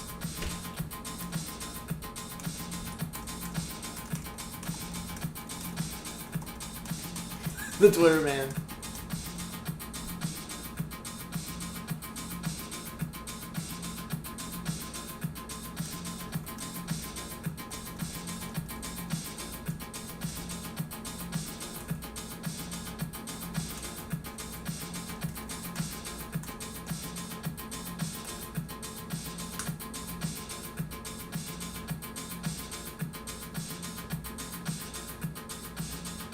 How do you organize a publication? Melissa Draco, Pujol, how do you organize a publication like that? Like, how do you get the people together? Well, in general, first thing it starts off is we would just write all of it if we had to. So we throw together a format, we pick a motif, we would pick maybe the page dimension or how many pages we wanted, throw together some ideas.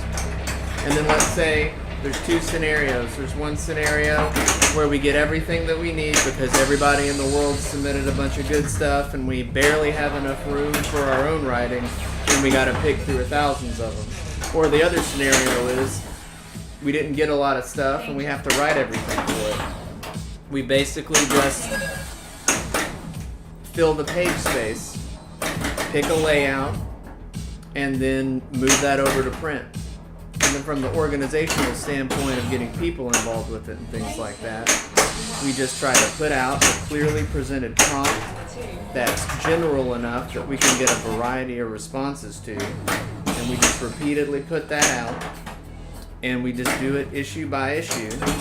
And, we really try to run almost anything that we get because, like a lot of stuff that me and Joe have been talking about, it tends to beget things that we couldn't have predicted before we put it out.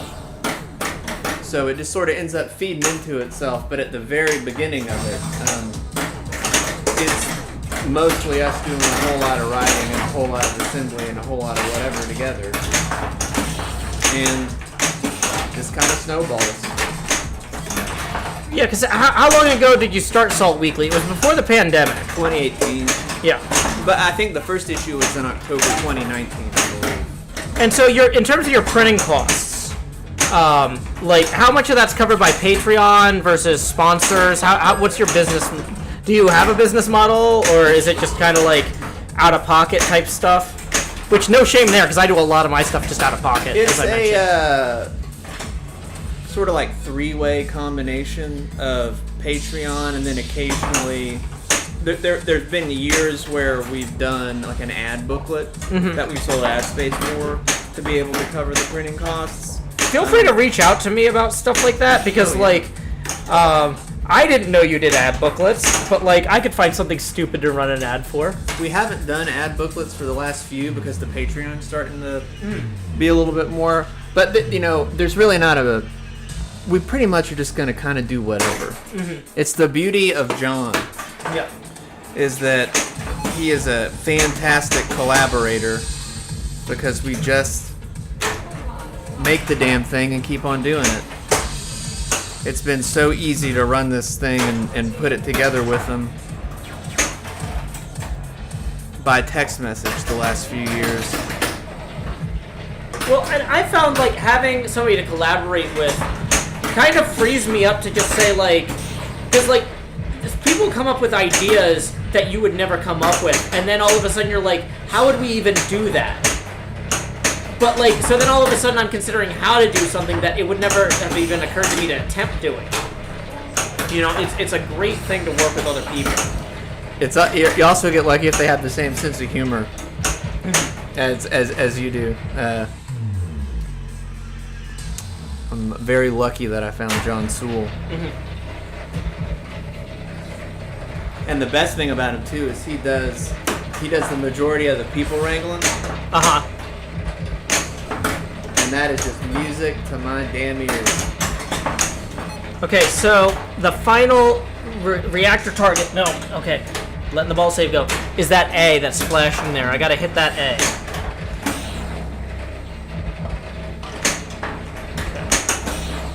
Come on. Nope. Nope. Nope. Nope. Oh, got it. Okay, we got the third reactor there, and we got multi-ball active, which is good for hacking the grid because we got the ball save back active. We just got to hit that far left one twice at this point to get the reactor started. We're on the final ball of this game though, so pressure is on. Dang it. Nope. Double drain. So pressure being on doesn't always work. That's okay. Yeah. Okay, so there we go. What does that mean? What does what mean? Did it turn off? Oh, okay. I get it. So what it does is it shuts the machine, like it turns off all the lights, and it drops the drop targets that are holding the balls in the lock, and so that you hear that like noise. That's it trying to make sure that all the balls go back. There's like a drain trough down here that holds 4 balls, and it won't let you start the next game until all 4 balls are back in there. Oh, okay. And so if a ball is stuck somewhere, it like one of the reasons it pops everything is to like vibrate the table a little bit to make sure everything just naturally flows down there.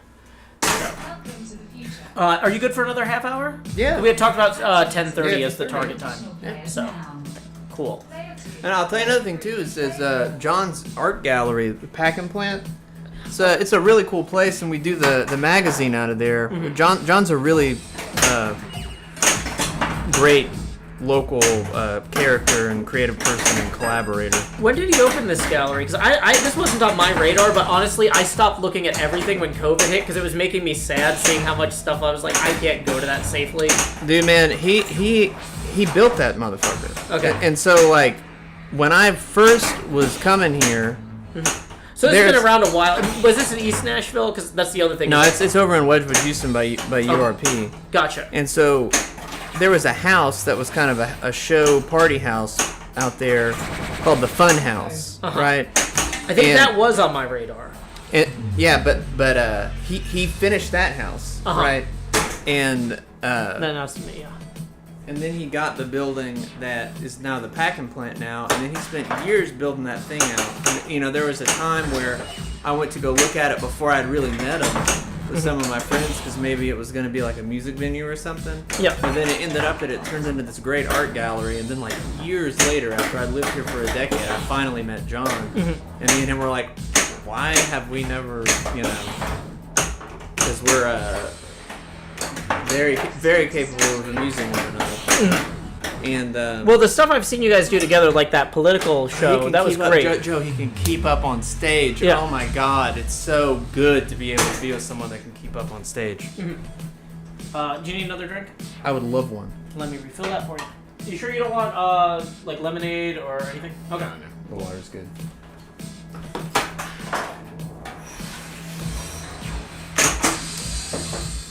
But I mean, like, there's all kinds of stuff. I mean, there's all kinds of cool stuff happening in that gallery. The WXNA is in there. There's all kinds of cool nonprofits and artwork and stuff in there. It's just such an amazing crossover of house show culture and art gallery culture. Yeah. And I'm so delighted to be doing that magazine with him. Because he grew up here, so he's really embedded. You know what I mean? Yeah. And so when I'm saying he does all the people wrangling and stuff like that, because he knows everybody. Yeah. It's like being walked through this whole world of people that I don't know anything about. I'm constantly learning stuff. There's a venue, you know, in the magazine to be able to put out kinds of artwork that there would be no place for. Yeah. You know what I mean? Otherwise, and I've learned how to do layout and put a magazine together. Yeah, are you using InDesign for that? I am. Yeah, that is one of the things that I'm really glad I learned how to use Adobe InDesign. And I only use Adobe InDesign when I'm doing something that I'm going to be very proud of. But in the process, I'm always furious. How did I let myself get talked into working on something that required Adobe InDesign again? So it's just a frustrating tool. But yeah, so that's one of the things, like, I'm going to say I've lived kind of an insular life around town because, like, when my daughter was born, her mother was working on a PhD. Yeah. And I was working a full-time job. And did you just read my Discord messages on Twitch? You tripping, man. No, I said to my in-studio guest not to read them aloud. Your secrets are safe with me, Twitter Or at man. least not the Discord ones. Yeah. I only read the Twitter ones aloud. So, I am reading what I'm typing aloud because I'm pathologically incapable of quietly typing, which everyone in an open office floor plan hated, and I got my own office.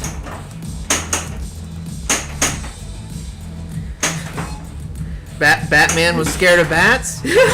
You know, he did something with it. You talk while you type, you get your own office. Yeah.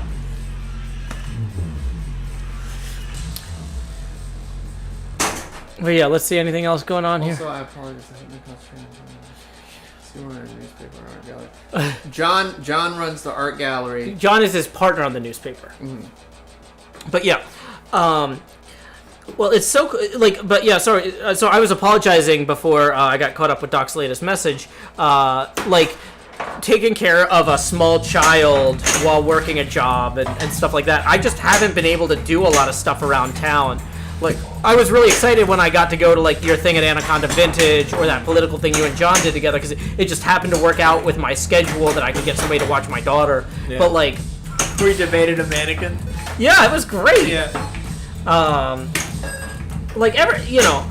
that's the thing, is it, like... Yeah, because, like, I think I've been to, like, a few random things you've done over the years, but you've done so much stuff, and, like, it's just hard to get out, you know? That's one of the things that I think is really cool about live streaming. Yep. And one of the downsides about in-person performance, having so much investment in like non-mediums, you know. Yeah. And in-person performance is because people just get busy. Well, and like and your audience should be able to have a life. Mm-hmm. You know? Yeah, I completely agree. Well, and that's one of the reasons that, like, I wanted to kind of move my Hermitcraft streams off Friday nights, because, like, I don't want people to feel like they're missing my flagship show if they go out on Friday. And also, on the Fridays where instead of playing pinball, I go out, I don't want them to be like, I can't believe you canceled this flagship show on Friday night. It's like, but, you know, like, as things open back up, Sean just moved back to Nashville. I don't know if you caught that. But like Sean Hills. Yeah. The fantastic Sean Hills. The fantastic Sean Hills. And so it's like now there's more opportunities for either Sean to watch my daughter and then I can go out, or we can go out together, and you know, if I can, because like right now one of the problems I'm having is the no babysitting service will like assert whether or not the babysitters are vaccinated. And like the people that we knew that I was leaning on to babysit in the past are all like, well, since the city closed down, I'm moving to Arkansas. Yeah. And it's like, okay, I get it. You don't want to spend city money to live in a city that's shut down, but like, you know. So I just have not gotten out very much. It happens. That's pinball.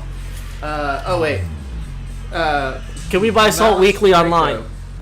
So if you go to thesaltweekly.com, there's free PDFs on there. Is it The Salt Weekly? I'll post the link. Yes, I believe so. And there's also a Patreon. We have a Patreon too that you can sign up for the Patreon, and then we'll mail you one. John runs the Patreon, and he's the mail master, and he'll be mailing you one off the Patreon. But there's free digital PDF versions too. You can go and look through and have fun with all the back catalog. Man, Sean's arrangements are so great. That's one of my favorite things about your stream. I literally, like, am listening to those arrangements and be like, these arrangements are so efficient. Well, and that's the thing is, you know, for the most part, it's him doing every instrument. You know, there's occasionally things where we brought in outside people, but, like, because of the budget, you know, it's kind of like efficiency does matter, you know? And, like... He never overplays. I mean, it's just so clear. You know what I mean? Well, and that's like, yeah. And Sean has some other like upcoming music projects like that aren't quite ready for like public consumption. Sean's actually thinking about publishing them under the name Vanya, which was their nickname. So Sean's actually using they/them pronouns now and is non-binary. I'm not perfectly in the habit of always remembering, but just for reference, I should say that. Understood. But yeah, so Sean is looking at doing some more albums that are like more solo projects in the near future, but like, okay. I'm so lucky to have someone in my life who's talented like that I can just send lyrics over to, and like also somebody who's patient enough with me, because on the parodies I can say, hey, like, let's do this song but in this out-ska country genre, which have I talked to you about out-ska country? I've watched you talk about it, okay. and I'm like all about it. Yeah, if you want to do out-ska country, if you're just like, would you be offended if I did an album like that? No, this is my fake sci-fi premise and everyone can use it. But yeah, I really so when I come in and I'm like, okay, we're gonna do The Gambler but out-ska country. Sean gets that, but sometimes I come in and I'm like, okay, I have a melody for this, and he's like, or they're like, okay, are you gonna try to sing it now? And I'm like, yes. And then Sean's just like, okay, I'm ready for that, but I also know that it's not going to be right, and I'm gonna try and sing it back to you, and that takes a while. Yeah. Because like I just can't carry a tune. I can't communicate like what's in my head. Yeah. You know, some people are just intuitive about these things in a certain way, and I don't have that. And so having somebody who's willing to hear me out and knows that my ideas have validity despite my blatant incompetence at pitch. Because it's like, you know, I can't just write up sheet music with like, you know, here. So like, for example, the fake 80s theme song, Lay Your Head Down and Dream. Yeah. You know, I had to be like, okay, so it's like this. The city is bright, but the stars are growing dimmer. The dishwasher runs, then you find folks from dinner. And he's just like, okay. Or they're just like, okay. Like, give me a second, let me parse this. Yeah. I think you want this. Yeah. And then we, you know, and we work on it, and we get it. And it's, you know. It's absolutely vital when you're working with other people creatively to be patient and to not be looking at, and this drives me crazy. This drives me so crazy, and it's one of the reasons why I like copywriting, is because it gives me an opportunity to be the other person. And whenever I collaborate, I want to be that person too, that is helping someone pull it through the veil and not being a fucking asshole about it. Who's like, I'm trying to get another notch on my belt. Why ain't it done yet? Why ain't it done yet? Why ain't it done yet? Why? I thought you knew what you were doing. Why ain't it done yet? And it's like, I've fucking dealt with those people for so long. I can't stand it. And there's plenty of people with great ideas out there that they just need someone to be calm and listen to them and not bully them or intimidate them and help them feel like they know what they're doing, teach them how to get their idea through and be patient with it. Yeah. You know? Well, and it's... And copywriting, as you mentioned, you're writing with somebody else's voice. That was not the way to flip that. I screwed that up, but I'm going to try and recover. Because, boom, there we go. Reactor destroyed. On to Reactor 3. On ball 3. And so if you're cooking up something with somebody else, right? Yep. And you're trying to develop a lexicon, and you're trying to make sure that it's consistent. You know what I mean? I mean, the aesthetic consistency, those same values apply in poetry or any kind of writing that you're doing, or arrangement or instrumentation choices in music or anything like that, or even like the lighting in a performance. You know what I mean? That kind of consistency helps communicate to the audience and distill down the sentiment and the essence of the thing that you're trying to express. But in order to get to that point of it being edited for clarity, it takes time. And what best use of time except for to be gentle and patient trying to pull this thing into being, you know? Yeah. Michelangelo, when he was sitting there trying to get that angel out of the marble, he wasn't like, hurry the fuck up, angel! So, when you talk about copywriting, to be clear, this is one of your day job side gig things. Do you mind saying like what kind of copywriting you're normally doing? I love doing non-profit copywriting and then just e-commerce stuff. And I just started doing it in like the last year on the side.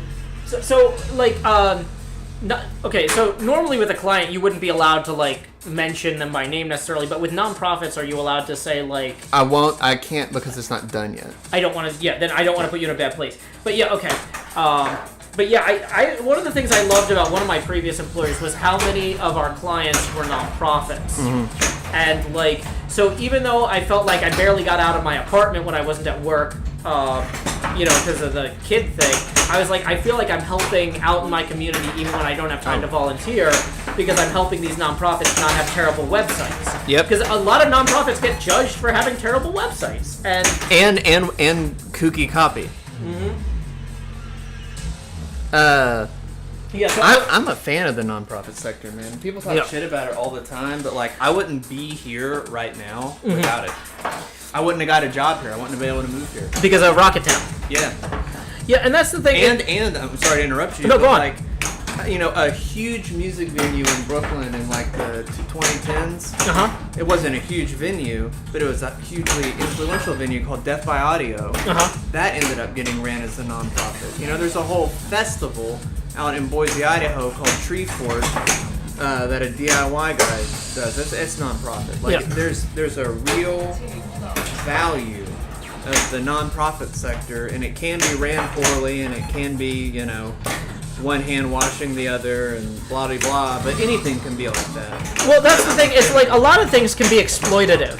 Yeah. Well, one of the big things I've seen is like, well, a lot of nonprofits are started as like, well, one person in a relationship has an insane amount of money and a really good paying job, and so then their spouse is like, I want something to do with my time. I've got this project. Let me start this nonprofit.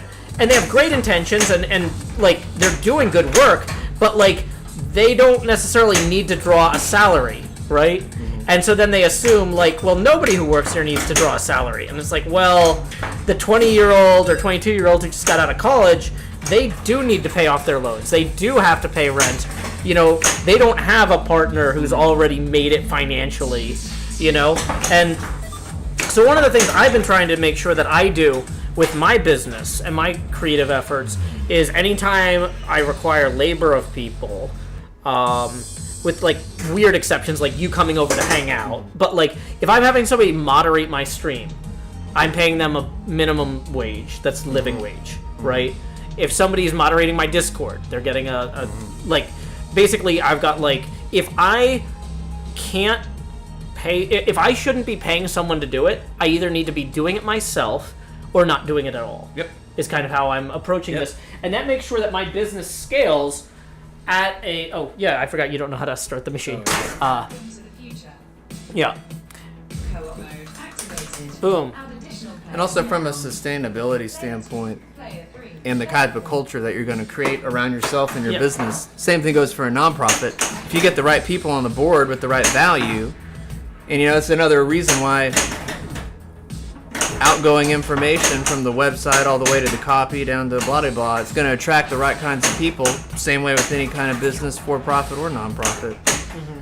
If you build it into the bottom line, or it's a value of the organization or the institution or the creative person or whatever, it's a value. Mm-hmm.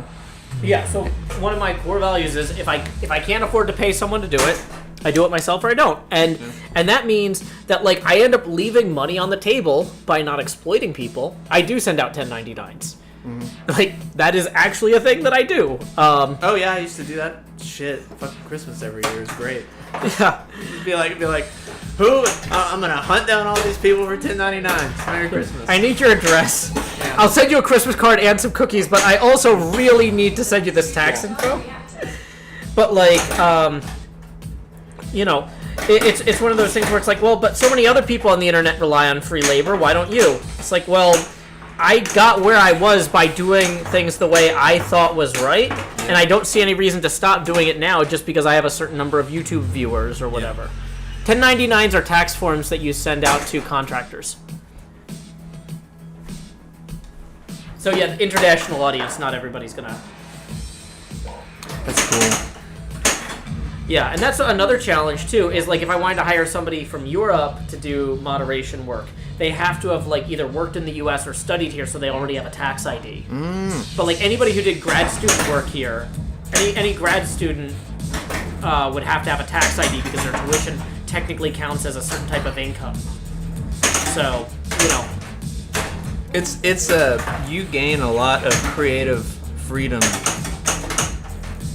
when you pay attention to like the nuance of that kind of stuff. Mm-hmm. It's returning. Yeah, thank you. Well, and that's, you know, one of the things too that kind of, you know, is the difference between running a business and running a cult. Yeah. You know? Oh my God, Joe, you absolutely, man. And it's like when people are starting out, man, it's so like, it's really fascinating because you'll be like in a cohort of creative people, right? Yeah.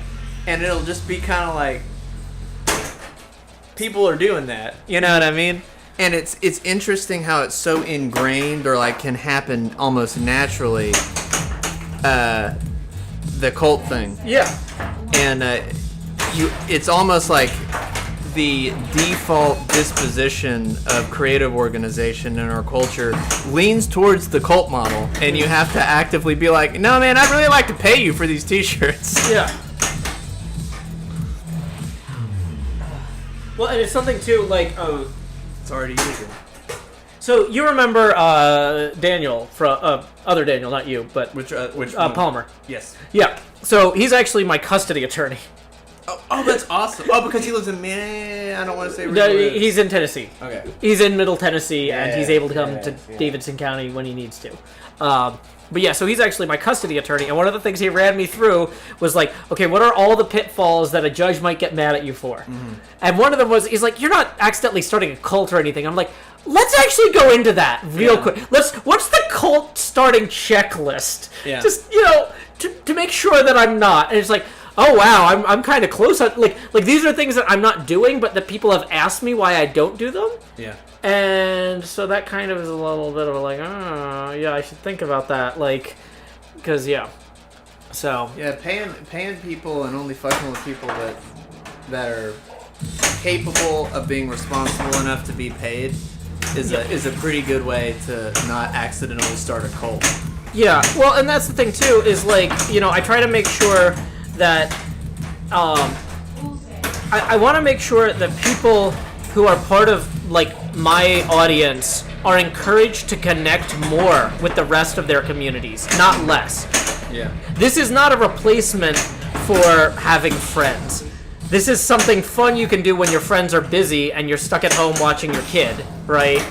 You know, this is...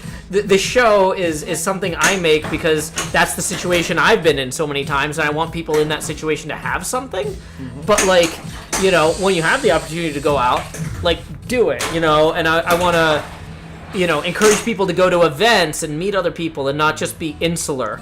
You know, like, some communities, they'll have, like, nicknames for, like, oh, you know, let's say that this is not an actual YouTube channel. But let's say that there was a YouTube channel called Trogdor, and all of his fans were called Trogdolites, and that was like, you're part of the Trogdolite family. Like, it's Trogdelightful, you know.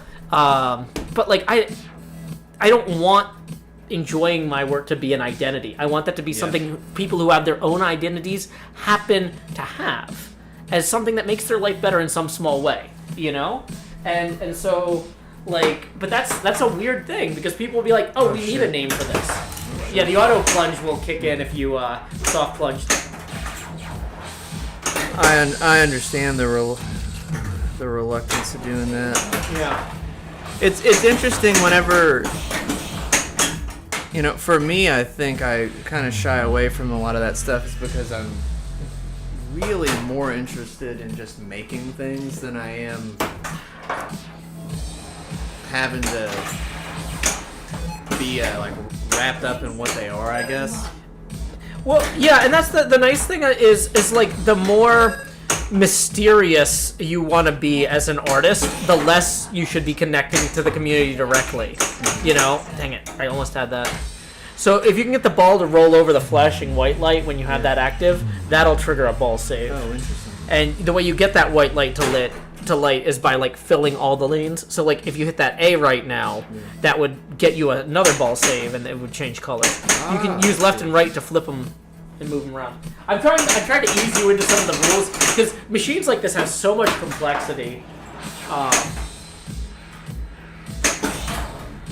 Yeah, because occasionally there's stuff happening and I'm like, all right, Now this is happening. Yeah. But you know, there's a huge difference between like somebody like who has this in their apartment. Like I get to play this every day. Like I preheat the oven for dinner, and I come over and I play a few rounds while I wait for the oven to preheat. You know, and like my kid will hang out with me, and then he'll be like, okay, time to turn off the pinball machine. Let's grate some cheese or chop something or whatever. But you know, it's just it's right here. You know. Let's see.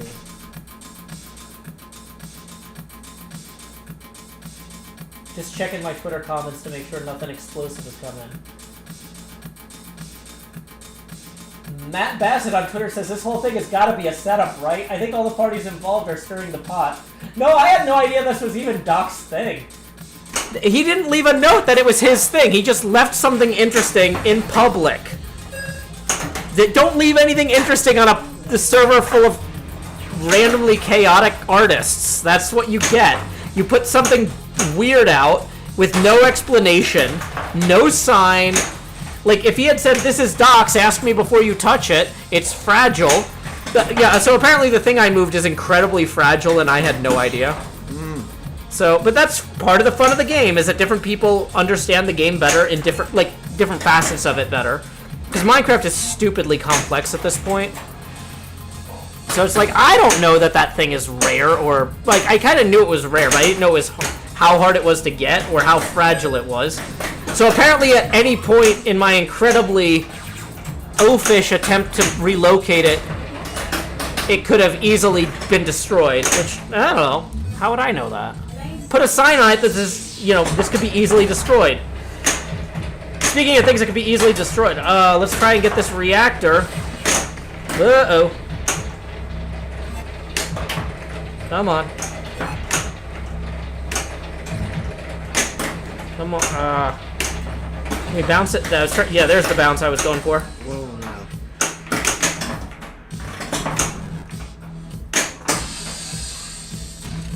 So now that we gotta hack the grid again, it's a good time to start locking some balls. Or not, let's just do whatever. That's an option available to us at all times. Okay. Uh-oh.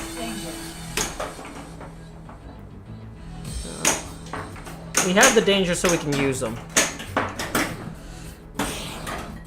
Oh man, gotta. Yeah. The postcards. Yeah. Oh yeah. Go pop those out. Oh, yeah. I put them on the table over there, so they wouldn't get anything spilled on them.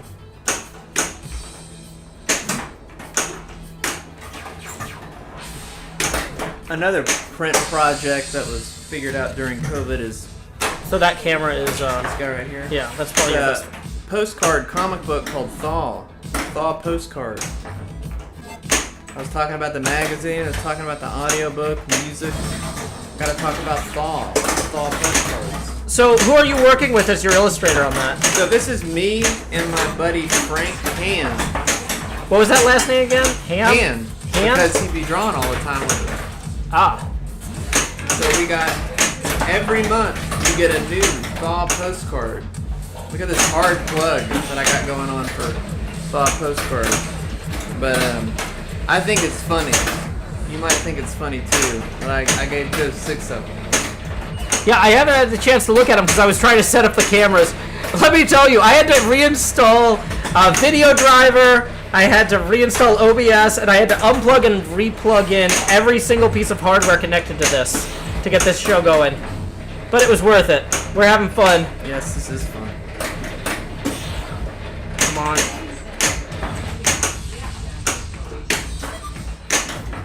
So we can... I'll tell you the cool thing about this board is that it's the crossover between like a math, music, and a narrative. Mhm. I'm really impressed by how representative all these different tabs on the board are. Oh, yeah.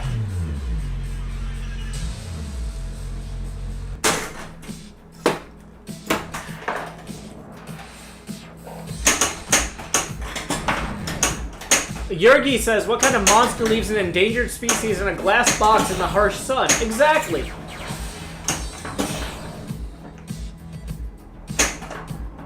Was there some kind of creature trapped in the box you moved by accident? Well, no, I mean, I intentionally moved a creature trapped in a box. Ah. Maybe that was a detail I should have said earlier. Was that I moved a very rare living thing that should not have been there. Ah. Okay, final ball of this game. If we can get Reactor 4 started, we'll get to hear track 4, which we haven't done yet. Too soft a plunge to hit the skill shot. Missed for the hacking of the grid there. Got a luck ball though, we'll take it. Have you been over to Game Terminal yet? It's like over by Nolansville, kinda. No. All of my in real life gaming has been in the Rivergate Mall. Have you been to the arcade in the Rivergate Mall? Yeah, Game Galaxy. They relocated further south to Smyrna now, though. Oh, really? Yeah, it's a real shame because I loved their Rivergate Mall location.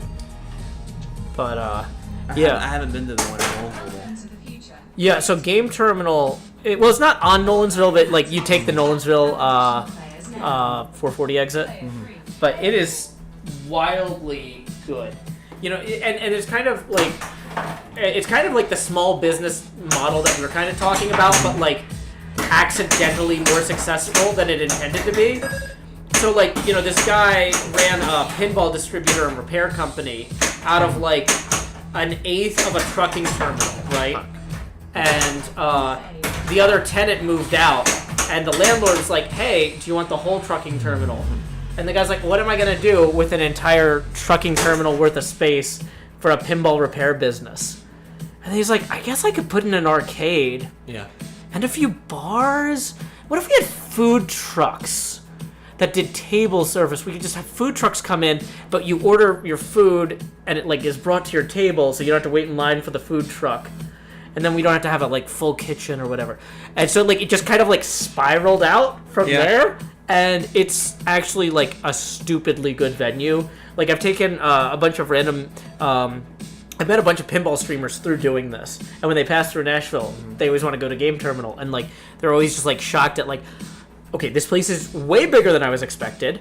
The food's better than I expected. And the machines are way nicer than I expected. And it's like, well, the thing is that these guys started off repairing and selling machines. So every machine on the floor is technically for sale. Just go make an offer. Oh, that's really neat. Right? And so that means they're all in like tip-top shape, perfect condition, cleaned up, you know, all the time. It's not just like an arcade where they're like, yeah, we want to make a few quarters. They're like, look, you know what? We're going to make a lot of money selling vodka. We're going to make a lot of money selling whiskey. We're going to make a lot of money selling Red Bull. And every pinball machine we move is another 15 grand. So, you know what? Let's keep the machines running. Let's keep them clean. Let's keep them, you know, and so like, it's a crazy good business model, and like it's a pretty good time. They have a really big outdoor area for eating, which I like. Which, because they're in the middle of like an industrial trucking terminal area, like they converted their back parking lot into a courtyard by putting a bunch of shipping containers around the perimeter and then painting them and then putting down AstroTurf and getting a bunch of tables with umbrellas, and it actually ended up way nicer than that really should. Like, because it's one of those things that's like, yes, you're hanging out in the parking lot of a trucking terminal, but you got a really good drink and there's an umbrella, so like, what are you complaining about? Sit in your grandpa's truck stop. Yeah, well, and like maybe I'm sentimental about it because, like I said, my dad owned a trucking terminal, and I hung out there for a couple of years after school every day, you know, sweeping and doing homework and stuff. But like, it's like this place is really cool.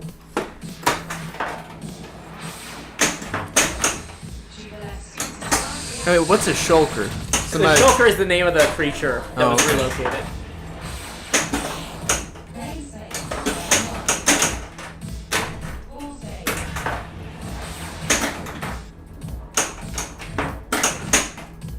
Oh, come on.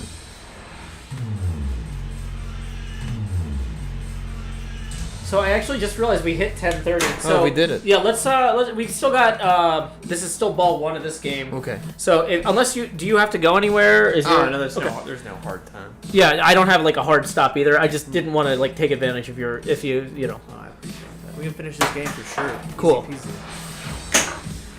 Let's see if I can actually get that. Nope. So like the difference between like a tournament player and me is consistency. Sometimes I can hit the shot I want, but it's not on the first try. But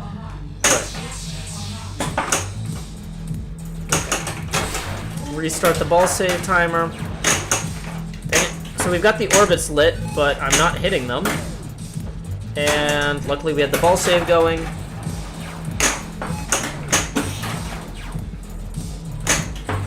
Yeah, I'm hitting the destroy target and the... Yeah. Imagine the internal life of someone who imagines this. You know what I'm saying?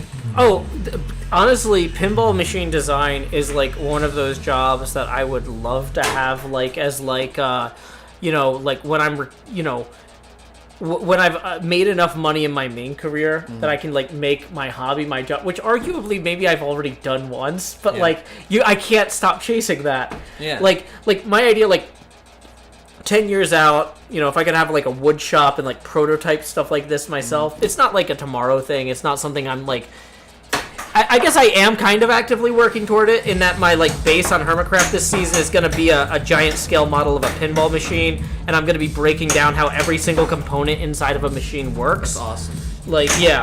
So like, you know, I might have like an entire episode just about how like the button assembly works. Yeah. But like I'll also go goof off with my friends and do other stuff. Oh, I played your ball. Do I do this one then? Or do we beat the game? You know what? I'll play my ball and then we'll get back to you. I'm sorry. Okay, that's fine. I screwed that up and I wasn't paying attention. Kataru Zero tips 3. 1 second, Kataru Zero. I will rotate the camera once I manage to miss these orbits like 25 more times. Hey, we actually hit that one.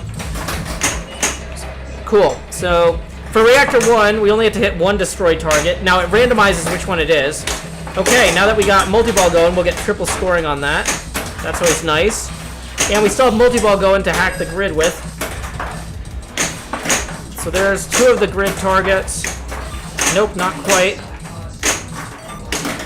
Come on. I keep hitting the other balls instead of the grid.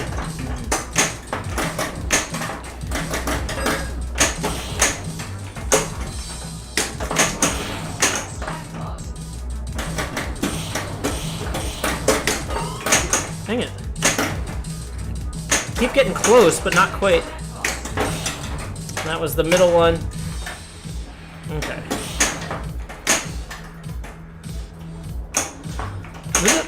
I should have nudged that more aggressively. Okay, sorry, now it's your ball. Let me go ahead and accept that tip from Kataru Zero. Thank you very much for the 3. We're going to go ahead and put that on the abacus and then rotate the camera another 3 degrees. So here we go.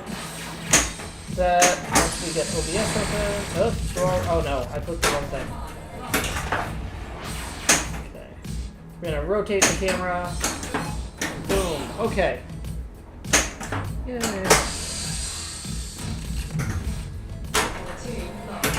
So yeah, thank you again to Kataru Zero for that. Oh. So mystery complete keypad. Hey. So that means you basically hacked the grid by getting lucky on the mystery. Okay. So mystery is like a common thing in pinball games. Like you can turn on like a roulette wheel that'll give you something good. Oh shit. So now you just gotta shoot those orbits that I can't hit. Or not. Or not. Mystery solved. Your ball. Okay.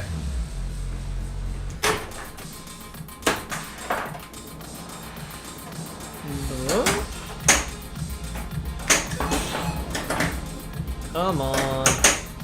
So this is another thing that discipline players do is they'll cradle the ball and then like really time shots like that. And I don't like doing that. It doesn't feel as natural to me. I'm like just like I want to start multi-ball and I want to flip the ball around like. But it's hard to shoot the orbits when you're doing that. There's one. Okay, can I keep it up there? Long enough to get, there we go. We got the 2 destroy targets. One on the left, one on the right. We still got the 3x score multiplier if we can trigger it now before we lose any of these balls. Okay, I think I haven't hit either of them. Great. That's always a good, wow, how have I still not, okay. We hit the left one.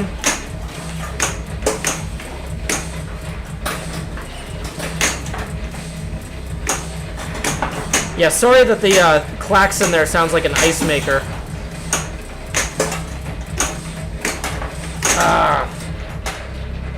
Well, it's to you. If you can hit that target there, you'll blow up this next reactor. Let's find out. Yeah. It does sound like an ice maker.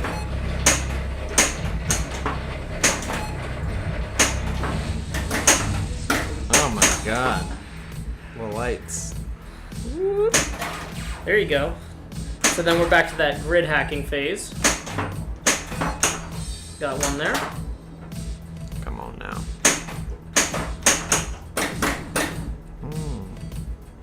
So sorry, that Thaw comic, we started talking about it. If people wanted to find that, is that on your website or is there a different website? Where should I send people in the chat? You can go on to Patreon/Thaw Postcard or on Instagram or Twitter @Thaw Postcard. Okay, let me pull up twitter.com/Thaw Postcard. I don't think I'm following that, so I will follow that now, and then I'll copy and paste that link. Reactor online. Edge of the World says, just when I thought I had a grasp on what was going on, multi-ball starts. Well, don't worry. It's still the same thing, basically. If it makes you feel any better, I'm not sure what's going on either. But that's part of the fun. That's part of it, you know? Yeah. This kind of gives us an excuse to just meander with our conversation a little bit, too. Because, like, stuff will just start happening and we're just moving, you know? It's... Your ball, right? Mm-hmm. Alrighty. Hey, Rose Wolf, thank you for joining us this evening. Can I get the skill shot? There it is. Come on. We just need a few more hits. 2 more hits. Come on. That wasn't a good idea.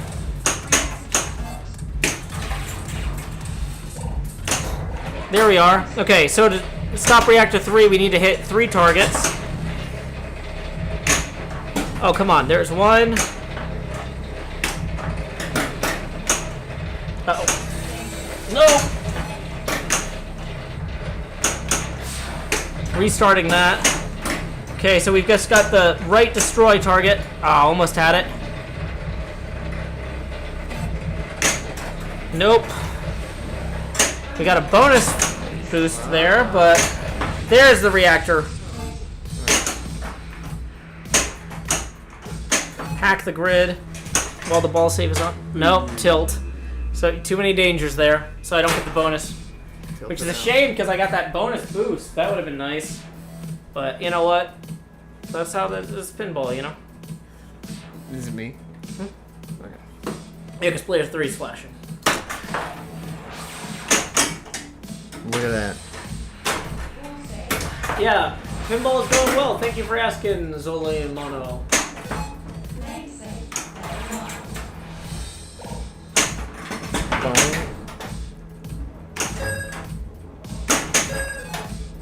Oh wow, when I tried to link the pinball thing, I think I did it wrong. Oh no, it worked. It just didn't work in the hover over. Okay. Man, when you, at Rivergate, Yeah. did you ever play the Tales from the Crypt one?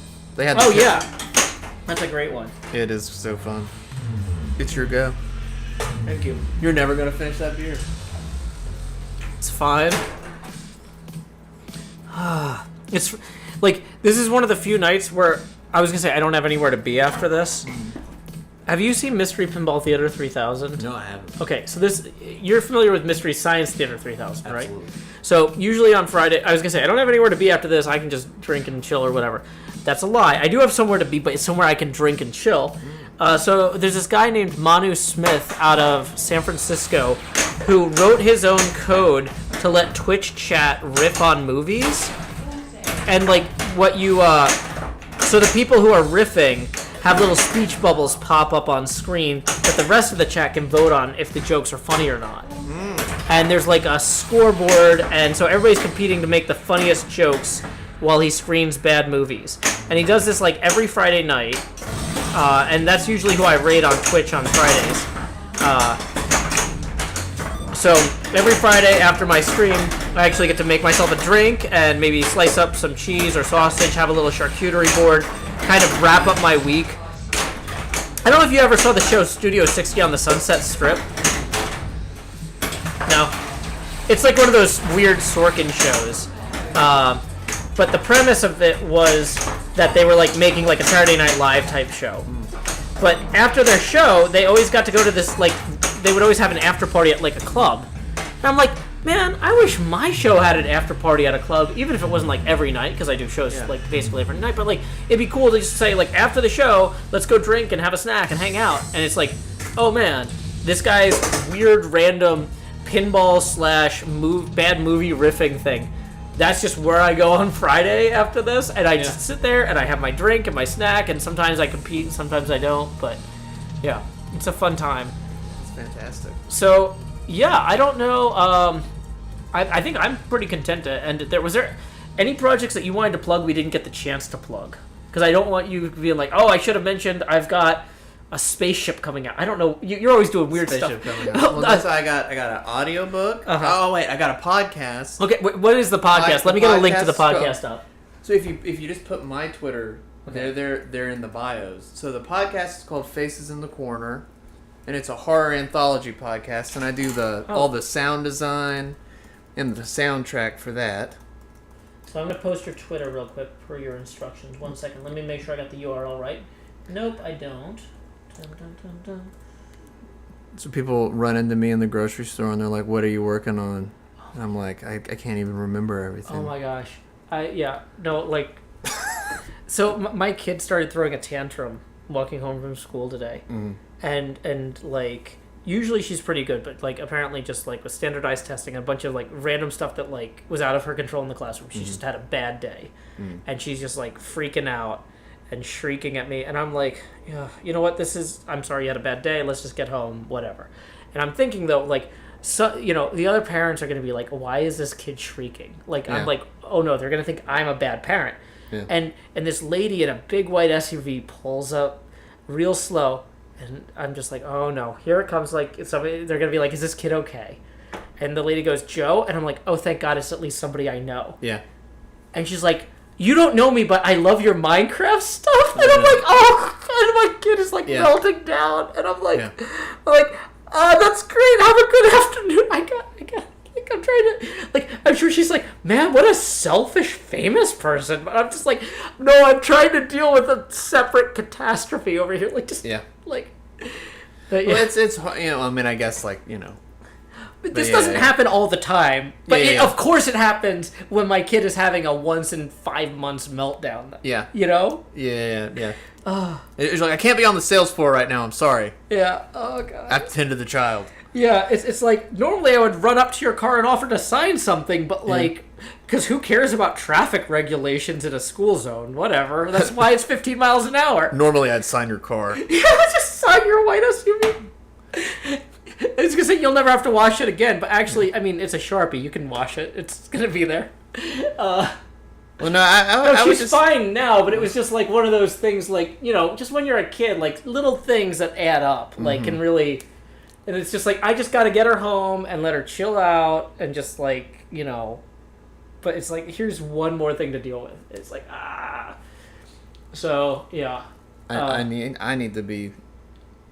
to be able to shit it all out really fast, but I mean the easiest way is just on the Pujol.rocks website. It's all listed. There really is. There's spoken word. There's a podcast. There's a comic book that's a postcard. There's a magazine. There's music. There's poetry. There's song. There's dance. Yeah. So that FITC postcard is the Faces at the Corner post. Yeah, FITC pod is the podcast. Yeah. But I mean, you see what I'm saying, though? It's a lot. It's a lot of stuff. Well, that's okay. Like, I do weird stuff. Like, this is one of the weird things. It's like, people are like, what do you do? Well, the thing I'm most excited about is playing pinball with musicians this week. Yeah. But, like, I also do, like, 800 other things. It's like, I'm just doing a bunch of coding and playing pinball with these musicians, but I'm also a Minecraft streamer, and I also do this other thing with my brother Sean, and I write poetry, but I'm also a songwriter. But I'm not, like, is there a guild for songwriters? Do I need to be in that? I don't know. Am I breaking some sort of union thing by just writing songs on my own? I don't even know. There's a union. The fact that you aren't certain makes me feel better. Okay. Yeah, you don't need. Yeah. I wouldn't. There is. I mean, there's an emergent union called UMA that is like a newer thing, and then there's a few other kinds of more established unions for like classical music and or like other different kinds of music. The new one that is coming together right now, called UMAW, is pretty interesting. And then there's performance rights organizations like ASCAP or BMI or CSAC and all that kind of stuff. But you're good. Okay. Awesome. Thank you. There's no secret guild. Well, yeah, I feel vindicated. Or if there is, I shouldn't know about it yet. I'll get better. Okay. Ask one to be one. Yeah. So anyway, thank y'all so much for joining us today. Let me go ahead and I'm going to set up the raid for Mystery Pinball Theater 3000 MPT3K. Am I still serving breakfast all day long? I think, is that a Jonathan Larson joke? Oh wait, that's your Alexa. Yeah, oh, yeah, that's my wife. Cool. Hi Alexa. Yeah, I was gonna say I realized like in the future for like stuff like this, if Alexa wants to come, like this is the pinball machine can accommodate 4 players. So Alexa, hi. I love you, Alexa. So I just found out from Scott, or not from Scott, from George, the guy who's renting me this machine, which Scott made. George was going to pick this up toward the end of May, but he's like, oh, it might be later in the summer now. So I'm like, oh, okay. I can hold on to this later into the summer. So, She says, hell yeah. Awesome. Yeah, we'd be glad to have you. I don't know if you remember this, but we actually met at Ruby at your, like, design thing. But,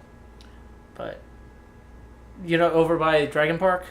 Yes, the senior design show. Yeah, the senior design show, yeah. Because Pujol had posted about it on Twitter, and I was like, oh, okay, I'll go check that out. Yeah. So, yeah. And then when you applied to work at Parthenon Publishing, I advocated for your hiring, and they did not hire you, and I was very mad at them. So, because that was one of the places I worked, and I saw your resume come in. I was like, what? How could we not? I appreciate that, Joe.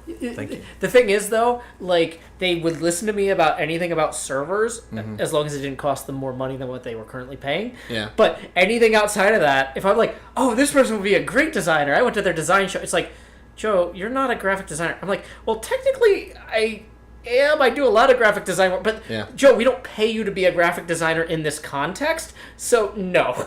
And I'm like, But, yeah.